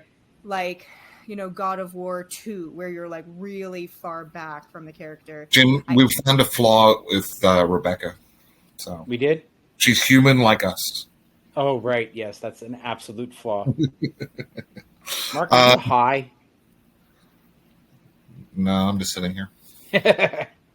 Anyway. Also, we should probably talk about all the Jaws knockoffs, right? We kind of like talked about that, like Do we have Cruel Jaws, right? And your favorite, The Last Shark, So, Cyclone. There's Rebecca, a- you have got to find The Last Shark somewhere to watch. Okay. Like, at one point, the shark coming out of the water looks like a fucking pinata. It is so awful and great at the same time. Like, after Mark made me watch it, I sent him a picture of a shark pinata at Target. I'm like, I found The Last Shark. I think The Last Shark was the one that was banned in the U.S. because whoever made Jaws, was it 20th Century Fox, Warner Brothers? Mhm. I don't know. Whoever sued them and said, Right. no, you can't release it here. But it's really fun. It's fun, though. So, Rebecca, we're going to go back to snakes for a minute. The scariest movie to involve a snake for me. Do you want to guess what it is? I can't even think of any other than Anaconda right now. Mark, do you remember? I told you this story already. Nightmare on Elm Street Part 3. No. No. When Freddy turns into the big snake thing. No. It's Hard Ticket to Hawaii, Okay. which is a Skinamax movie. Okay. And there's a scene where a radioactive snake comes shooting up out of a toilet. I couldn't go to the bathroom for a week. Oh my goodness. Isn't that everybody's fear though? That there's like snakes and stuff coming out of I didn't the know that toilet? was a thing. I didn't know that was a thing. That's an Australian thing. Yeah, and there's also like where they come like dropping down into your floorboard out of your engine compartment. No, thank you. So I know, Rebecca, you said you didn't like spiders, right? So if you go kayaking here, there's a place called Wiki Wachi, and it's a big place that people go kayaking. They have humongous golden orb spiders, which are bigger than huntsmen, and they're up in the trees. And occasionally they'll fall down as you're kayaking, and one may land on you. We Now do they're have raining snakes sometimes too. So, and don't come down here when it's cold, and go to South Florida because you have falling iguanas. Iguanas don't freak me out. I would be. I mean, No, but I they would be hurt. scared. I mean, fair enough. I would be like terrified for the iguanas. I Yeah. have seen that though. We only ever went to Fort Myers Beach like my entire life. First time Right. I ever went to even Orlando was in October. So Are you coming back this October for Spooky? I'd like to, but holy crap, was it expensive to go to Disney? Yep. Oh Yeah. my goodness! But no, you just fly in for the weekend and just do Spooky. That's all. No It Disney. sounds fun. It is. It's a blast. And October is a much bigger show, so there's a lot more to see and do. Okay, fair enough. But yeah, I feel like I've never actually come across anything scary in all my years going to Fort Myers Beach and even going into the Everglades. Alligators, they never freaked me out. I remember being on Sanibel Island and there was an alligator just like on the sidewalk, and I was like, nice, I'm gonna get out and I'm gonna take pictures with my little digital camera, because that was back when I didn't even have a phone. And my mom will tell the story that somebody was driving by and was like, hey, you gonna get her a leash so she can walk the gator?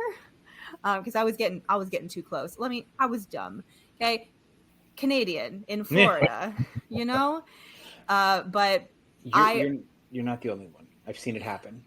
well, the issue is that I've always held alligators in a controlled setting, but I've always gone to these sort of alligator shows. I was in Louisiana, in like the bayou, and I held alligators, like, you know, like adolescents. And then they had this big park. It was called Alligator Bayou, gigantic park, and they had full grown, you know, American alligators. And there's pictures of me holding a tail while somebody is at the front with raw chicken, making sure it doesn't turn around and eat me. So, I mean, it's better than Me- here. Go ahead. no, I was gonna say, me thinking that I can just hold any alligator willy nilly. Tiny Rebecca is like, yeah, I'm gonna get pictures of this alligator. So here at Gatorland in Orlando, they let you sit on a gator. That's cruel. It is. It's awful. I hate it. Like we went there. We had one of Ray's friends had us go there for her birthday. She's 70, by the way, and she paid for everybody to sit on the gator. I'm like, I'm not doing that. No. It seems like adults are way too heavy to sit on gators. I mean, But I guess- it's a 15-foot gator. This is not a little bitty gator. I guess I've seen like, you know, gator handlers like sit on them and like show you their mouth and, you know, do the thing where they tap like each side of the mouth to show you how they snap Yeah. shut and things like that. I can't imagine actually sitting on one. I've helped hatch them before. Ben, you're sitting on it and you're holding its head, No. like with its snout up in the air. They have the snout taped and you're holding it up. Like it's awful. that That was the seems worst really feeling in the mean. world. Yeah, it was the worst feeling in the world. But That anyway, seems very Oh, mean. but before I forget, I thought of two other when animals attack. One of them's it's a little different. It's from the 1970s. It's called Phase 4. I don't know that one. It's kind of like a sci-fi movie, not like the Sci-Fi Channel movie, but a sci-fi movie about intelligent ants, Okay. and it's really, really good and interesting. So Okay. Phase 4. Also, Stung. Have you seen Stung? Oh, Stung. Yeah, Stung is good. Yeah, the giant wasps. Wasp. I didn't And like Swarm. Sting. Yeah. Then the I Swarm. didn't see Sting. You ain't missing much. Sorry, go ahead. No, go ahead. Well, I was just going to say that insects freak me out. They always have. So even the scene in, what was it, like a King Kong movie? The one with Jack Black? Is it? Right, with all the big like centipedes and stuff. No, thank you. So how did you handle your first palmetto bug in Florida then? I've never seen a palmetto bug. What? No, Like, I've are you sure you've been to Florida? every year of my life, almost. I feel we have to send Rebecca a care package. Yes, No, yeah. no, Some With of our larger bugs. right, huntsman spiders, bugs. We got you hooked up. Don't worry. I swear, the only ever thing I saw just like roaming around in the wild were the little geckos. Like, I Yeah, we swear, do have just like lizards. the little lizards. That's it. That's all I ever saw near the condos. And of course, like you go in the water and there's the jellyfish and stingrays and everything. There's stuff in the water, but I swear to you, I never saw a single bug. It was like they knew that I was there and they were like, we don't want to freak her out. Right. So they didn't come near me. I'm the sort of person that no matter what sort of insect it is, if they're in my house, I let them out. Right? I try to catch them and let them out. I'm not that generous. One type of bug, which is really kind of gross, but they don't just wander around your house, are ticks. Mhm. Have you seen the movie Ticks? Mm-hmm. Amy I Dolan. haven't. With Carlton from The Fresh Prince of Bel-Air. And Amy Dolan's. Mm-hmm. Yes. Who It's are- very... I always get her And, confused with the other girl from Charles in Charge. Oh, Seth Green's in it, too. I Mm-hmm. love Seth Green. But these are about kind of giant mutated ticks. We that have why they call it ticks? here. Oh, When what I'm is- trudging around looking for asparagus, I always have to check for ticks when I get back. Jim, you left my live before I was like, oh, tick check. And then I looked at the camera. I was like, nobody has to be here for this. I'm so sorry. Goodbye, everybody. Because I'm looking for ticks. And I've had ticks on me Yeah. looking for asparagus before. We had those in Connecticut too when we would go picking like fresh raspberries and blackberries in the woods. Mhm. It happens. So there was like this weird tick infestation a few years ago, and our dogs got like some ticks on them. And then they, you find them and they're all big and bloated and gross. I don't like ticks. Oh, look at that cat. So I saw this. So I saw the trailer for Slugs, right? Oh, love slug. It looks so absolutely ridiculous. It's Sean Hudson, I think, is the writer. Yeah, Sean Slug is great. Hudson. Yeah, Hudson. Hudson. Yeah, It's like Squirm. Squirm came out around the same time too. yeah, but like, I saw this one still of it where right there it is, right there, where it's biting the guy's thing. Yeah. It looks fucking amazing. Oh, Slugs is great. It's yeah, so much fun. I need to watch that because it looks like a snail, so I probably could handle it. Yeah, killer slugs. No. I But have it to see doesn't that. have legs. I know, but it looks like it has a shell on it. So like, I love Gary from SpongeBob. So No, snails are okay. no. They're just slugs. It's okay. Let me have my thing, Mark. Let me Okay. have my thing. But you said there's a shell on it, but I'm just telling No, I you. said it looks like there's one. Okay. Anyway, what else you got, Mark? Oh God, I don't know. I wish I'd thought about it. I know, right? So are we going back to my list then? Let's just pick an animal. Oh, gophers, right? Oh yeah, Gophers. You. So one of your fellow Canadians has a series of movies. He's in Saskatchewan, in Swift Current, called Gorfers, Gorfers. and they just released the third movie in the trilogy called The Final Gnaw. All right. Yeah, so I need to look these up. I'm very excited about it. You can buy them off his website for $10. It's Dead Prairies Productions, And all the proceeds go to the local SPCA, SPCA. That's awesome. or the nonprofit theater in his town. I forget the name of it. That was, I remember you telling me about him. Yeah. Okay, question. Is Jurassic Park, Yes. okay. In the context of this conversation, yes. You know, a lot of people consider Jurassic Park a horror movie. I never have. It's always just been kind of an action-adventure movie, but I can see why people would consider it horror. Why? Well, I mean, yeah, I think it straddles the genres. I mean, you've got that fear, right? The anxiety, the animals attacking. Though it never scared me when I was very little. Right. I used to just laugh hysterically when the lawyer was eaten off the toilet. Yeah. I thought it was the funniest thing ever. I've been deranged a very long time. So I think especially when the kids are in the kitchen, right? Yes. And it's almost like a slasher movie at that point. It is. But that's the thing, like, you lose that after the second film where it becomes a little more comical, in my opinion. So those are strictly just action adventure from 3 on, all the way up to the new trilogy that they just did. How about Godzilla? Gojira? So we talked about that earlier. When your power went out, Mark, we were talking about Godzilla and how it's really a kaiju movie, so that's more of a monster and not really a creature feature, in my opinion. Yeah, I mean, it just depends. It does, because then we also brought up like Colossal, which is we don't know what it is exactly, but it's more of a monster movie than it is a creature feature. So, I mean, you could say that if you consider, for example, like some of the seminal ones like Them, right, where it's the giant ants that were made big because of atomics, right? That's what happened with Godzilla. Yeah, I mean, and you're right. You're absolutely right. It's all semantics. Although it's not a real creature per se.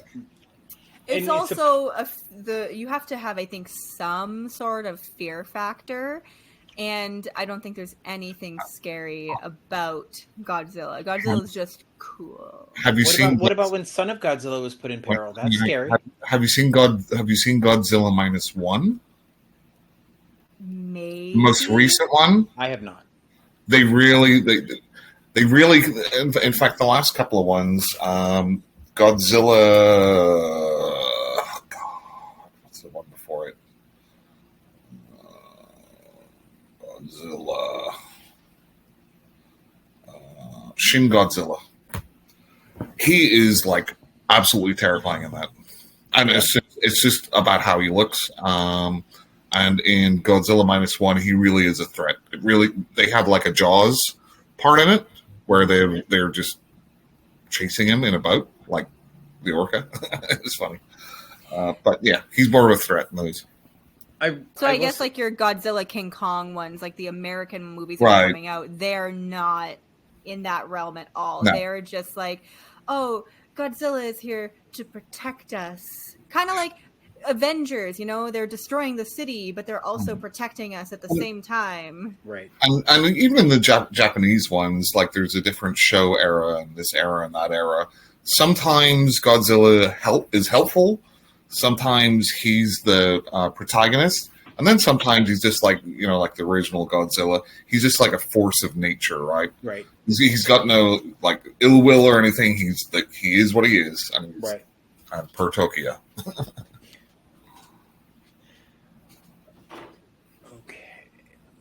We have on this list because Godzilla was next. We talked about bats, 8-legged freaks. What about like underwater? Like if we're like, the Kristen Stewart, which is movie. amazing. I hate that movie. I think Why? So. I hate Kristen Stewart. She's great. I like Kristen Stewart after Twilight. I think Bella Swan. I mean, it was bad, but I thought she was really good at underwater. Also, she's like a babe now that she's like, I'm a lesbian. Like, she's a babe. I loved her in The Messengers, which not a whole lot of people have seen. Other than that, I have not liked a thing she's been in. So if we're including underwater, right, because it's very Lovecraftian. Yes. Right? So we're including like Cthulhu. These are like elder gods. But then we're getting into mythology there. So true. We're getting into mythology there, so then we have to start including things like werewolves and vampires. Well, not vampires. Well, they can turn into a bat. Why wouldn't you count? Well, it depends. Some can turn into wolves. But werewolves and vampires are people that have turned into something. Okay, that's fair. I mean, that's I can kind see that. of my thought when I think about like creature features when animal attacks.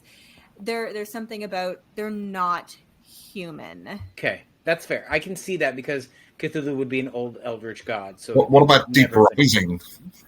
Leviathan? Yeah. Yeah. What about? Well, I guess this. I was about to say virus, but that doesn't. That was No, just. no, that was that's more of just a computer mechanical. tech thing. Yeah. Huh. It's just it's so hard because once you get away from like so when animals attack is like animals in nature attacking. But Right. then when you get into that creature feature, the lines are just so blurred. Right. They are absolutely. I agree.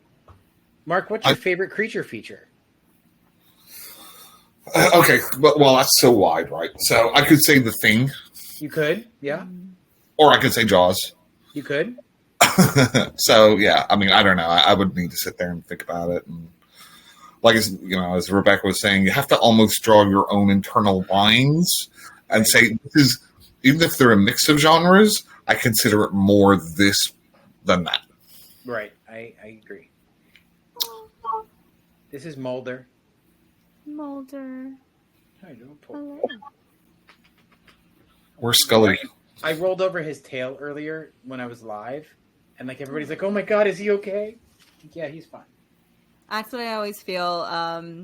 The cats are constantly walking underfoot, or they'll just appear out of nowhere, and Right. you accidentally step on their poor little tails or their paws, and I just feel bad. Yeah. I'm talking to a cat right now. I hope it like doesn't look like I'm just looking weird. There's a cat. We assumed there was a cat in the vicinity, so it's okay. There's no cats, and I'm just talking to thin air like this. I mean, you did say you had a skinwalker living with you, so I wouldn't be I surprised. do. So did you discuss Grizzly? We have not talked about Grizzly yet. We haven't. So Grizzly's really good too.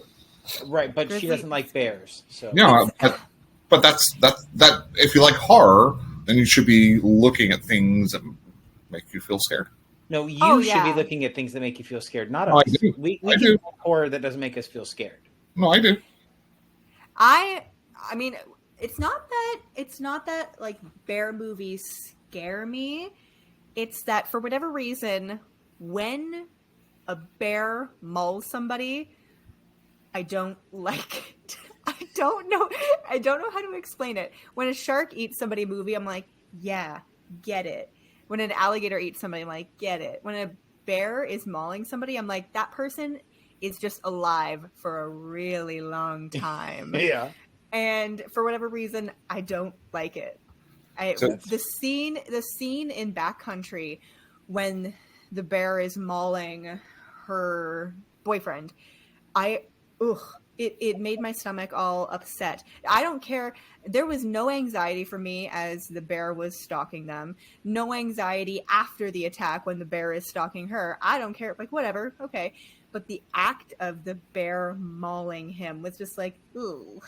So they have going back to Grizzly Man, the documentary.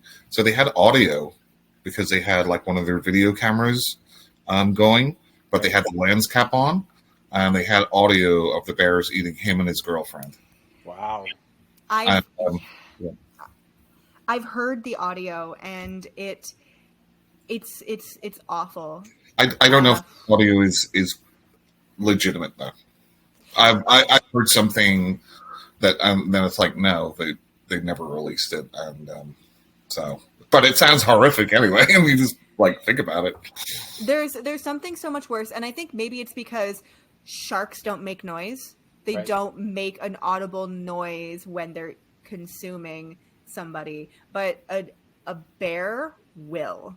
I'm sorry, but I watched Jaws: The Revenge, and that shark definitely roared in it. You did? Yep. So It's true. It's true. So he's guess I'm not wrong. positive that sharks don't make noise. You just that's sort of like the if a tree falls in the woods and nobody's there to hear it, does it make a sound? True. Sorry, I was wrong. Is sound perceived, Mark? what? Is sound perceived or is it a constant? Sorry, what? But Uh, sound is the thing that our ears have developed to hear. But that's the thing. Like, if we couldn't hear, If everyone was deaf, yeah, would there still be sound? the sounds still happen. Yes. It depends on who's there, right?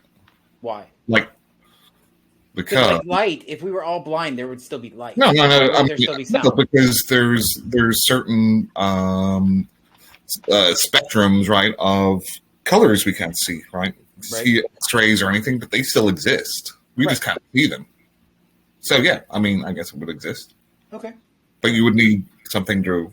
So Rebecca, we sort of got a little wasted last night, and I have audio of us, and we get like all sorts of intellectual, and it's the weirdest thing. Like, most people get stupid when they get drunk.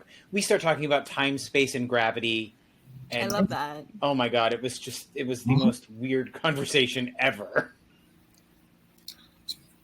I feel like I get like that when I've consumed some garden gummies. Yeah. That I just get very intellectual, but I bet you if I listened to myself back, it would be like, so like, you know what I mean?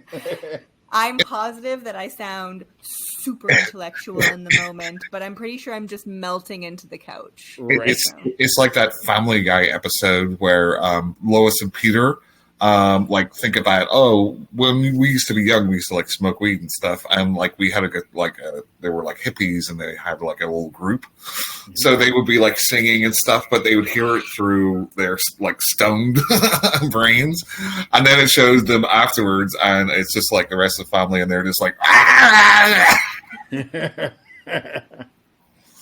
Anyway. It's funny when I'll think I'm being super intellectual, and I'll be saying something, and then I won't say anything, and I think a really long time has passed, and then I just continue the sentence because I go off. My husband is just like, mm-hmm.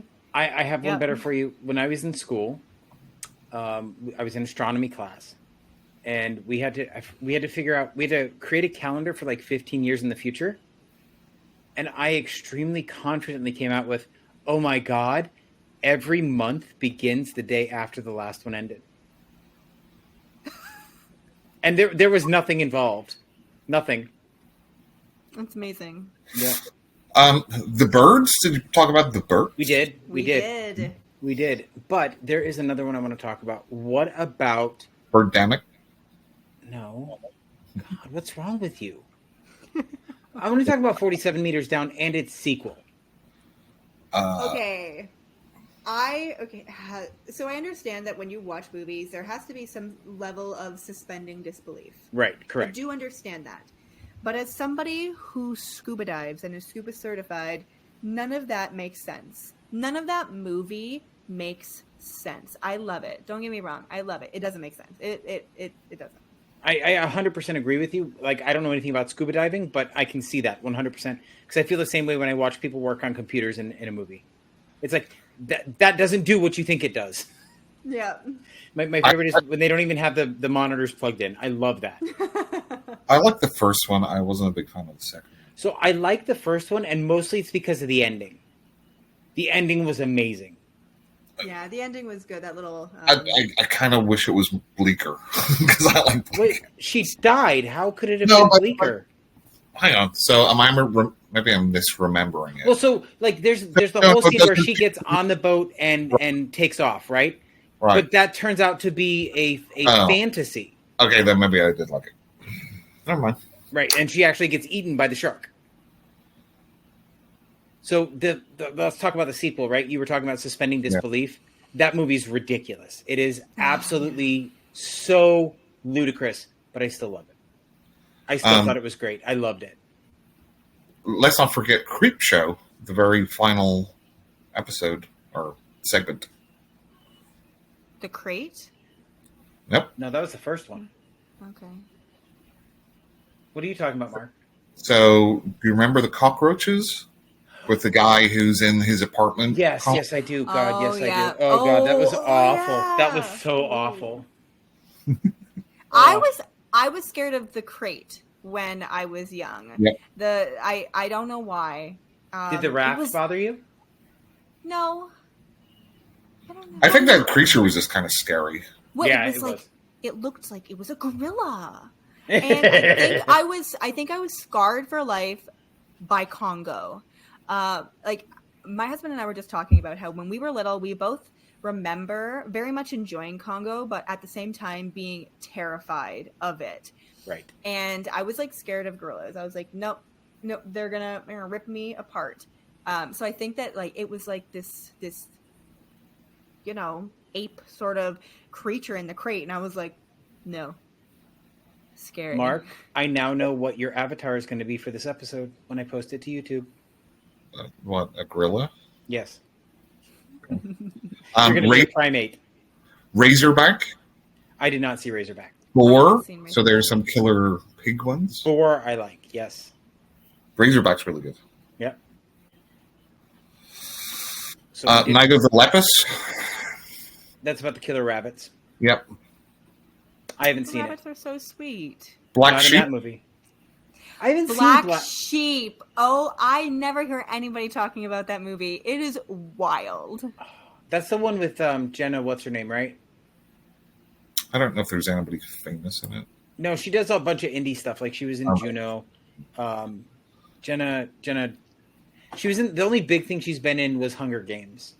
Jenna Malone. 20,000 Leagues Under the Sea.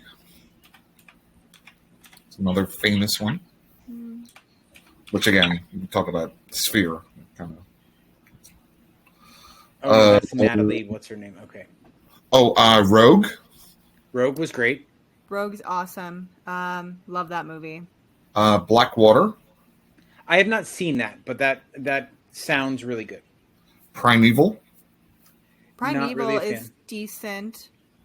Not my favorite. No, it's less a creature attacks and more just like something else. I don't know. Yeah. There's a lot of like kind of other things going on in that movie.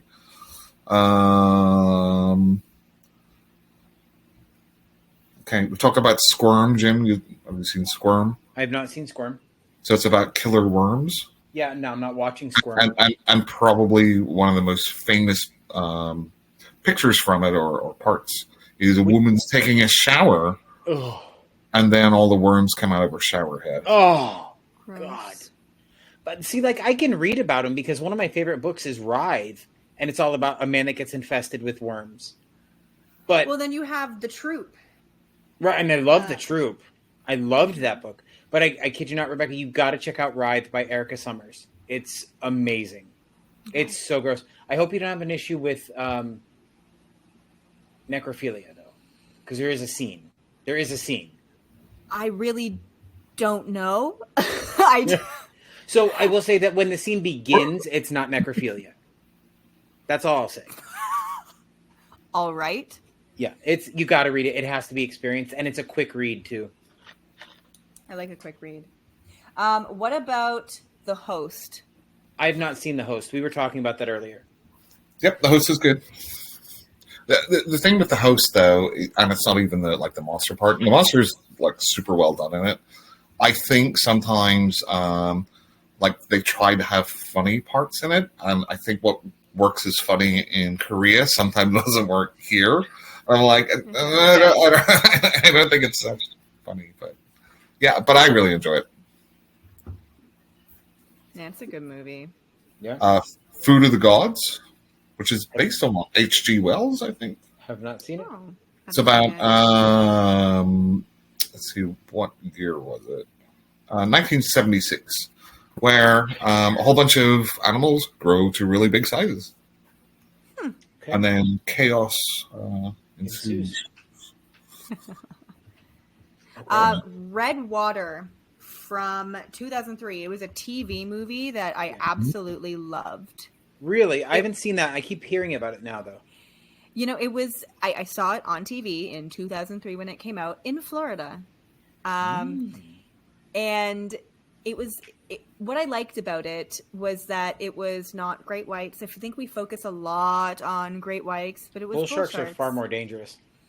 Oh yeah, they got all that testosterone. Mm-hmm. So I liked that, and it was in a river, so it was different. Right. I recently rewatched it because I hadn't watched it since 2003. Where did I you recently- rewatch it? I don't remember. I'll have to let you know. I can just look it on IMDb. Yeah, I think I don't remember.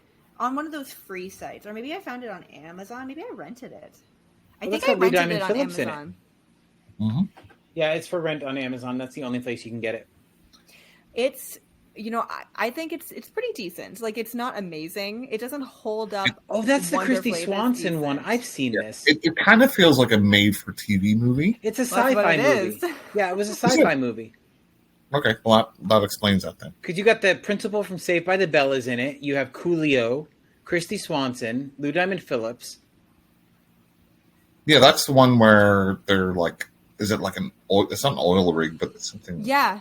Is it oil? Yeah, they're on some sort of rig in the Right. river, and somebody.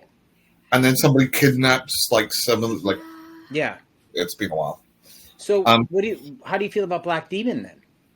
I haven't seen Black Demon, but You're it not is on missing my much. list. You're not missing much. It's got like a 2.8 star Yeah. rating on It's IMDb. yeah, it's not great, but I mean, it wasn't terrible. I'll pretty much watch any shark movie. Like, don't get Yeah. me wrong. Like Shark Night 3D, Yeah. Chef's Kiss. What about Trailer Park Shark? That I've never heard of. Oh, you got to look that up. See if I Yeah. can find out where it's streaming. What I liked about Shark Night 3D was that it was just a million different types of sharks. Like, they even brought cookie cutter sharks into it. Did And they when it- really? Yeah. And when it came That's out cool. in 2011, I would have been in my second year of university, maybe. And I was still like so into sharks. Like, I love them so much. And so I had researched sharks forever. And so the fact that they brought in all these different types of sharks in the same realm as why I like red water, and because it wasn't just a great white, Right. I absolutely loved it. But there's a scene on the jet ski where the great white shark just like launches out of the water and eats him. And I'm like, yes, this is cinema. So, Trailer Park Shark you can find on Crackle, Plex, or Tubi. Ooh. Trailer Park Shark. It's funny. I have some friends who make movies. They have a production company, and they were telling me how much they wanted to make a shark movie set in the prairies of like Saskatchewan, in the wheat fields, where the shark is in the wheat fields. So, like a land So- shark thing. Yes. So, that might be coming to Tubi near you. I'll need that in my life, so I'll need you to be starring in it. Oh, Avi. They have me star in all their stuff. So, Oh, fantastic. Fantastic. I'm here for that. I would love a land shark movie. I really want them to do an adaptation of Street Sharks. Street Sharks. Do you remember the cartoon from the early 90s? She's too young, Jim. That's probably I'm true. not that young. You're that young. I'm a 92 baby. Right, and I graduated high school in 94. So you may not remember it, but it's essentially these sharks that can bite through asphalt, and then they swim through it too. It's great. That's Like, interesting. I want a live action version of that. That sounds awesome. What did you think of the Meg? I loved the first one because I thought it was just a dumb, fun summer shark movie. The second one was garbage. Oh. I agree. So, and I read the first Meg book. I've read all seven. I love that. I actually found the first Meg book in a used bookshop in Florida. All of my shark stuff comes from Florida. It's interesting. Huh. But I enjoyed the first Meg. I thought it was good. I went to theaters to see it, and I was like, this was awesome. It was so much fun. But then when I went to theaters to see the second one, I was so jazzed. I was so excited. And I felt very let down by it. Well, I mean, they completely wrote out a character from the books, the Jonas's love interest. Like, she continues through every book, and that pissed me off to no end.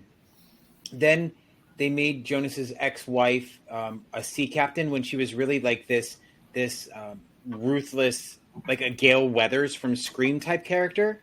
Oh. But like she gets swallowed by the Meg in a glass cage, which is such a fitting end for that character.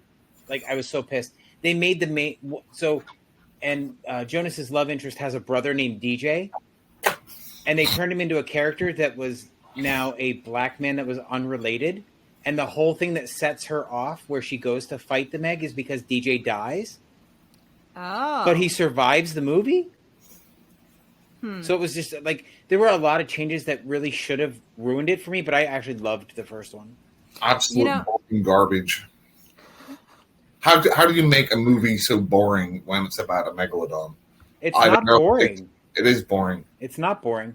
Like, I love the hamster ball guy when he's running down the beach. I loved that scene. Oh yeah, I think it's just fun. It is. I try not to, especially like these types of movies, I try not to think too hard about them. Right. I just try to go into them having fun.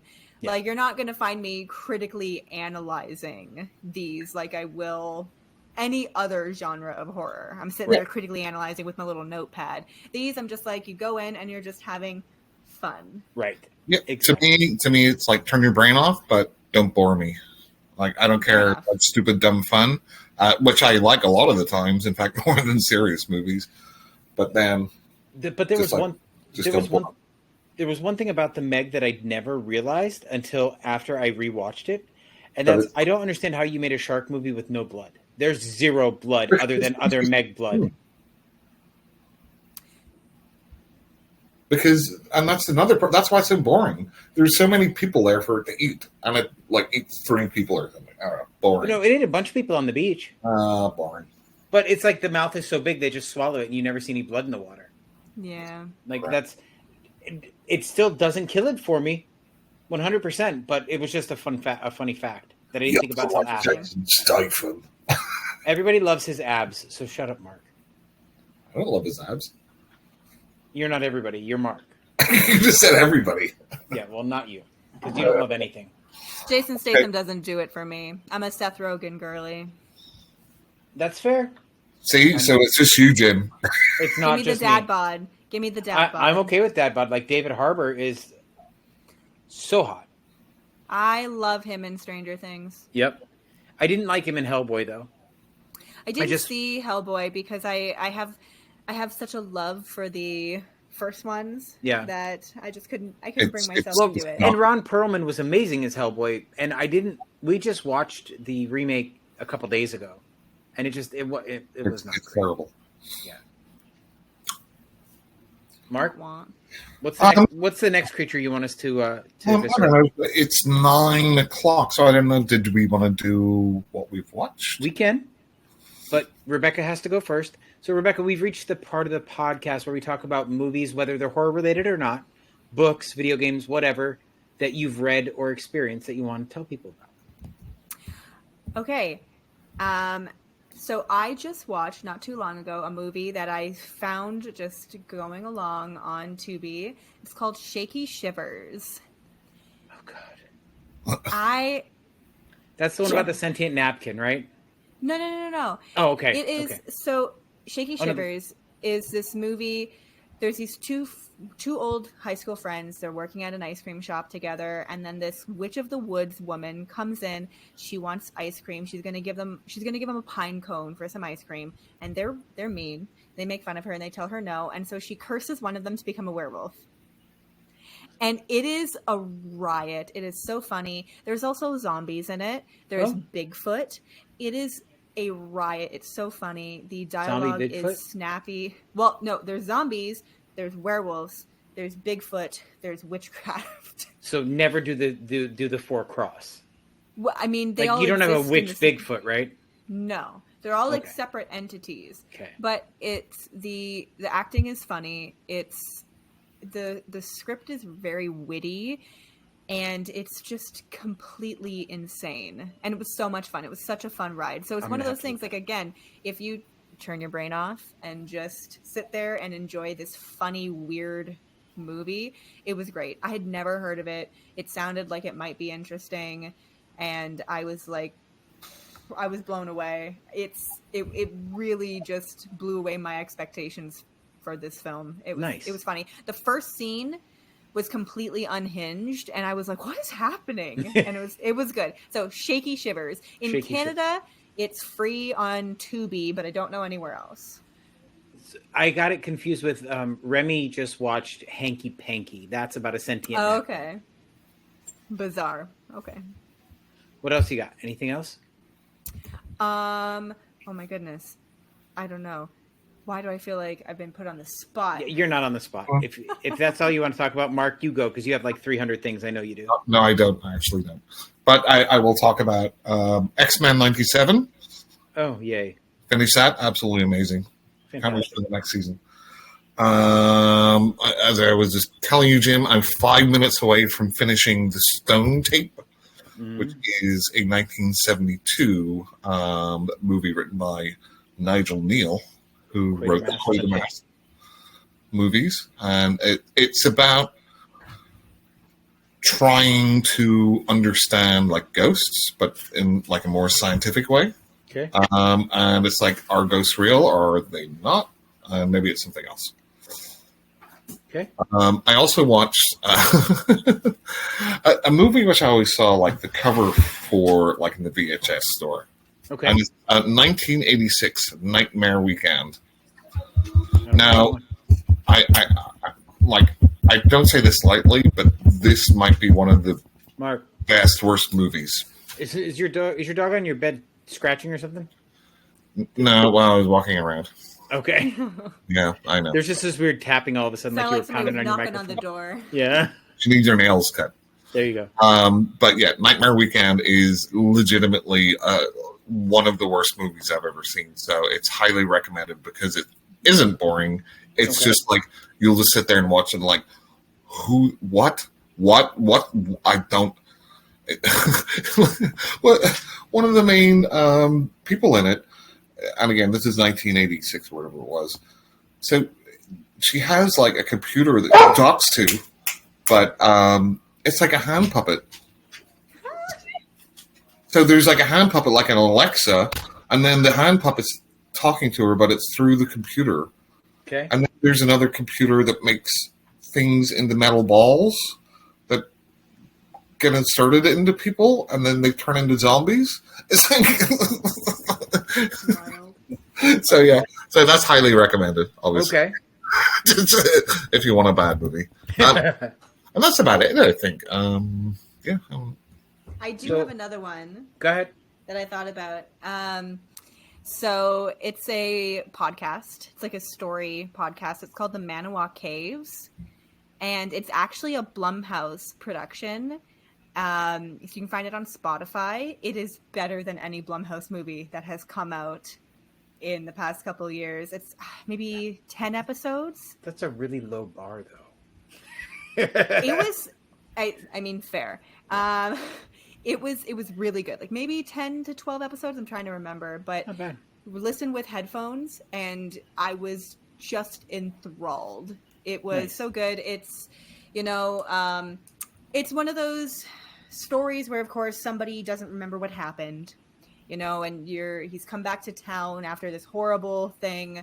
Many years later, he's trying to figure out what happened, recovering his memories, piecing together the timeline. It was so well done. I swear, the production value of this podcast story Yeah. was way better than, I mean, it was light years better than Night Swim. It was better than like anything they've done in a while. So Nice. The Manawa Caves, it was really good. I will have to look that up.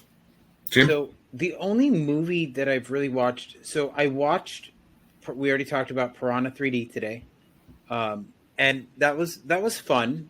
It's not a masterpiece, but it was fun. Mm-hmm. Then I watched Hellboy, the remake with David Harbour, and that was abysmal. And you know who directed that, right? No, Same director of The Descent and Dog Soldiers. really. Yes. Well, and that's the thing. Like And like I said, I've seen like that Hellboy, The Lair, like his recent output has been utter shit, yeah.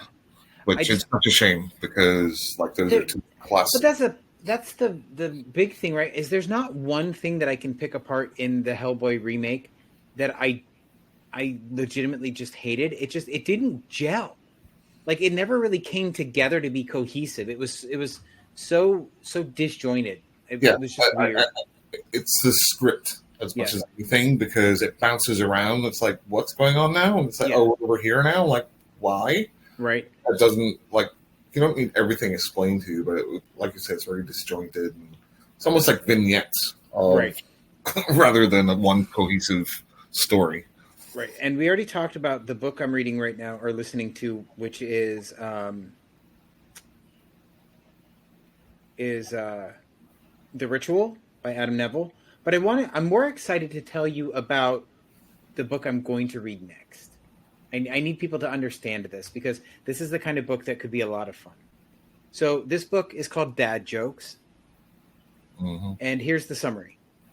A deviant kid tires of his absent father's antics and summons a curse that will kill him the moment he tells one of his tired zingers. Little does he know... For you, Jim. Sorry. Yeah, right? Little does he know at this time, his dad has left for good. The curse spreads, dads are dying all over town, and nobody knows how to stop it. Meanwhile, the wayward father kills time at a strip club and meets a dancer whose body hungers for wayward men. Literally. The town falls into chaos while their lone police officer's sentient shotgun begins to question his owner's monogamy.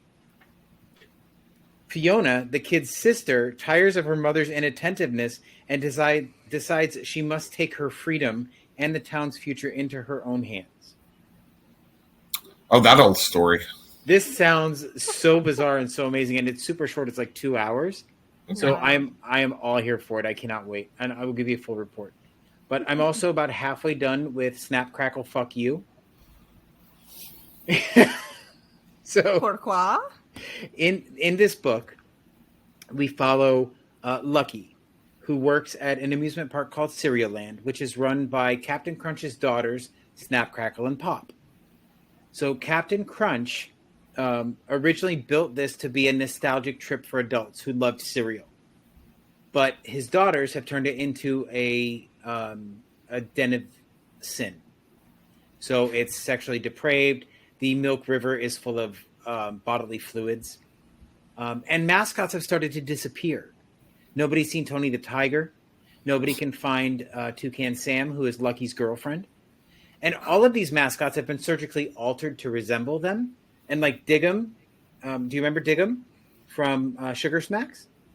The frog? Yeah, he loves to dip his willy in a lily pad in a big bottle, a big pond of water. And Sugar Bear is a transsexual bear that's into leather. Oh my goodness. That's about where I'm at with this book so far. We just met Sugar Bear, and they're still looking for Toucan Sam. Jeez Louise. It's bizarre in all the best ways possible. I can't wait to finish it. But if you want a really bizarre movie or book, you can read Funny Little Town by Sirius. It's about a trans boy who is trying to make his way to Florida and gets sidetracked by this evil carnival. There is a sex scene in that book that is the most bizarre thing I've ever read in my life. All right. Yeah. But it's you. I actually posted a review about it on TikTok. If you're into bizarro I have stuff, to find it. Yeah, you definitely have to check it out, because even the person who wrote the book commented on it. Oh, I love that. Yeah, that was great. So I posted it on Facebook, and they commented there, and I'm like, "Is that you?" Like, I didn't know how to find you because I couldn't find Sirius anywhere, and that's not the handle they go by.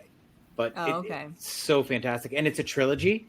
And the author said, "Do you want me to keep you on my arc team?" Abso-fucking-lutely. If they're going to be like this, yes, please. But anyway, that's it for me. Awesome. Okay, very cool. Well, thank you, Rebecca. So, Rebecca, why don't you pop your socials again so people can find you? Even talk about the Kickstarter again. Upstage Series Kickstarter, brand new comedy series, currently in pre-production, Kickstarter phase. So just Google Upstage Series Kickstarter, it'll pop up. Rebecca Attack 16 on pretty much everything: TikTok, Instagram, YouTube. YouTube might just be Rebecca Attack. I'm not sure. But that's my handles for everything. If you want to check out music, I'm on Spotify, Rebecca Mickle. Rebecca Mickle for everything music and acting related. Awesome. Well, Rebecca, thank you so much. This has been a blast. Thank you for having me. This has been a lot of fun. You have to come back, but next time you definitely need to take my advice and drink because it makes Mark easier to handle.